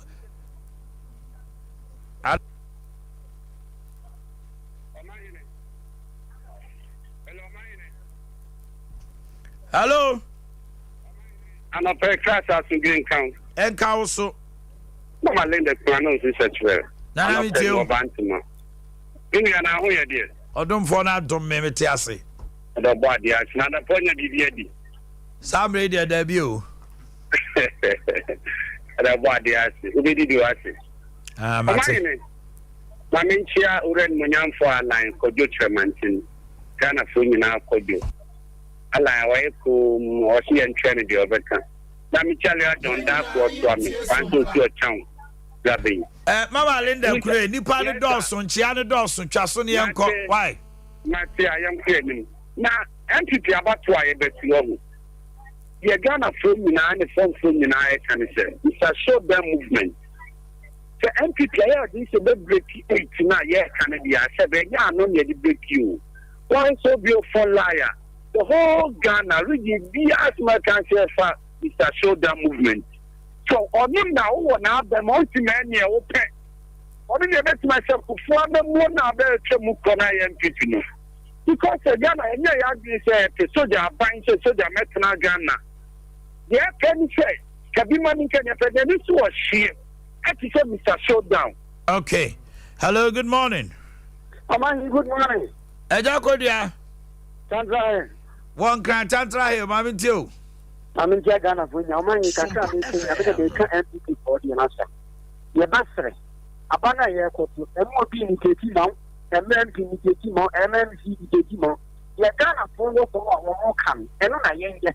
So, but you're not of the because you come out of Omanhene, and the other. It's your best Ghana for any delegate here for Oman. Here, your former for Canada, your point will be a friend, will be a little bit of a work. Yeah, what's in part of the will be a Canadian. And the Ghana for what you deal with, so which man is or be a tomorrow, you come from the come. That's what travel is not coming there with more baby and run rubber. That has opened the work here will be in the back, or which make it in the aspect. Thank you. Hello, good morning. Hello, good morning, fine. Fine, yeah. Mine, thank you. Oh, free, eh? It's free. I am from the SIC. Ah, okay. Ana masama talking to me pa Omanhene said Ghana na ekono de yempan go na ya ya biza say di ye opanyi bi o Ghana ha is there brani o ha ma ya o man ye namu. Oh, sorry about that. Hello, good morning. Hello. Good morning. Hello. Good Hello, morning. good morning. How am I? Net to say. Hello. Hello, good morning. Good morning, how am I? Net to say. Hello. My intel no pay kasa. Yo.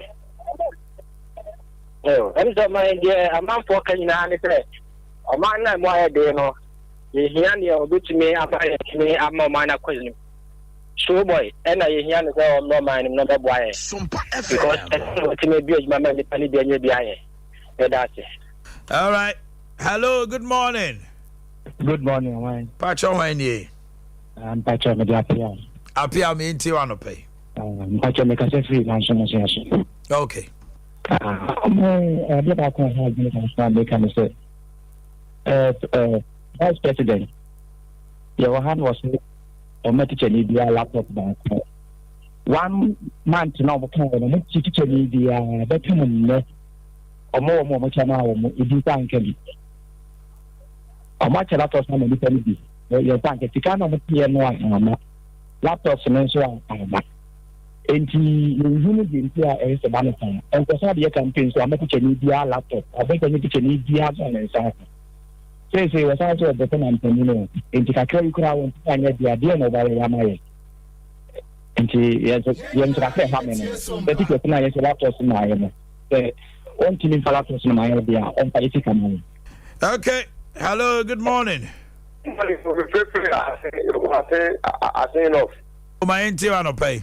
Me pastor ye head ye Ghana ko pa dia ni go tia boy kana bo kan ye pon. Ona bo kan ye pon bo tia boa pa ma Ghana. Ye ke big kaka me kan. Okay. Hello, good morning. Hello. Hello. Pacho bi intel no pay wan die. Hello. Hello. Omanhene. Pacho Kasawai. Good morning. Morning. Opocho afumwe. Yami Adam. Okay, yamo mojuma mumboni mojuma pa mo ye. Me kase free elembere. Etem Haruna. Oh, Haruna kasa. Omanhene we de ya de ehia me pa ma treasure me fe na ma ye nhwemo ma me. Ba ya nti I am de se me sa kama me. Oh say fufu apreso. Ewu kufuo ye nhye bi pe esan se aban nya nya kwan nyina nti no wo ye bibi se anka grader district bia Omanhene grader se bia kwan aban nya sa anye no nanka ye de grade sa kwan no na efu se yewu mama mo ba se no sa grader se no me nimbe bia ewo nkake botu ya sa hwe mu ama no Yo, you bebu say mama why? Okay, Matty. Okay. Hello, good morning. Good morning. Acho why Pacho pasambo nya sante mampo asen. Offer it you. Da mo asen adwuma moye. Na Ghana amanyosem no 2012 Justice Joe Church kan assembly. Na sanante Ghana for ya gene koso. O ka bro bi say create, loot and share. That's right. Saa de ne pa di Ghana fo nya pa ba saa se ma pa na kan ya to atwene. It me sremo bra mo ya sentrofo ye parliament ni die. Ye sremo mo ko ma saa se na ni ma ba mu ma manyo ko no hu ne se. Omo de yakoma di agoro. MPP ni NDC ni na omo ba no ma be create no mo lutu no mo ase. Na ye ti mu fo de ye hu chiri ye. Ni da mo ase. Yes, sir, that's it. So, hello, good morning. Hello, good morning, my. Yes, my brother. About your friend, Sarkodie. Sarkodie, too. My Mamin Chow, now Kakam is a mix. Maybe a police station organizer. Yedi, you didn't say, Kondia to Dr. Ladi Mahmoud Baumia, and then the private without breaking, you know.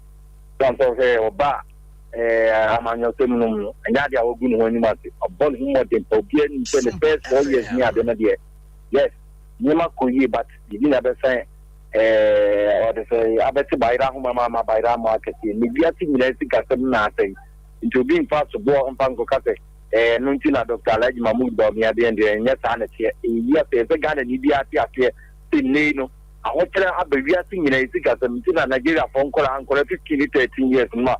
More do Ghana, except the Bible Bessie, but Ghana for carrying and call the visa until Trefe into South I can't be a. The delegates they catch them to do 4th November now will be Pian Kotonaba from Dr. Lady Mahmoud Baumiano. Thank you. Hello, good morning. Good morning, Uncle. Yes, my dear. Why, dear? Pacho, your son is Portia, because I say a problem. Portia, me in Tiway. You have much try, you come home, and this is where some catcher say, oh, I'm not a dumpy. And I don't think so. MPP for about so at the boom. MPP and the Mosia to my Ghana. Menso Median. Oh, don't pay no so MPP for Sabe Bubu Mama. Dear, this year, Numsio. Hello, good morning. Good morning, my. We about you on chat of family. Why? Well, there's some of that thing because that's not for Kenya. Mammy Tiano pay. But look, I can't say. MPP for more control by impending for no money mistake. By you to know a form from there here no me pen montomano. Anessa, here one book in a phone. Anessa, yes, I do your mama beba power. Okay. If you don't give us Kenya Japan, we'll bring Muhammad to power. Abusian 4, Yadamunina say. You've stayed with us from all the way 5 a.m. up until now, and we say thank you. And it's time for us to give you good music. It's a holiday as you relax in your very, but please be careful when you're going out. On Saturdays, it's not only on Saturdays, weekends, no, and the holiday, who be out, or go to the papa car, or to the car, or the car, no, to Trini Bassa. You're careful. Do a defense driving and protect yourself.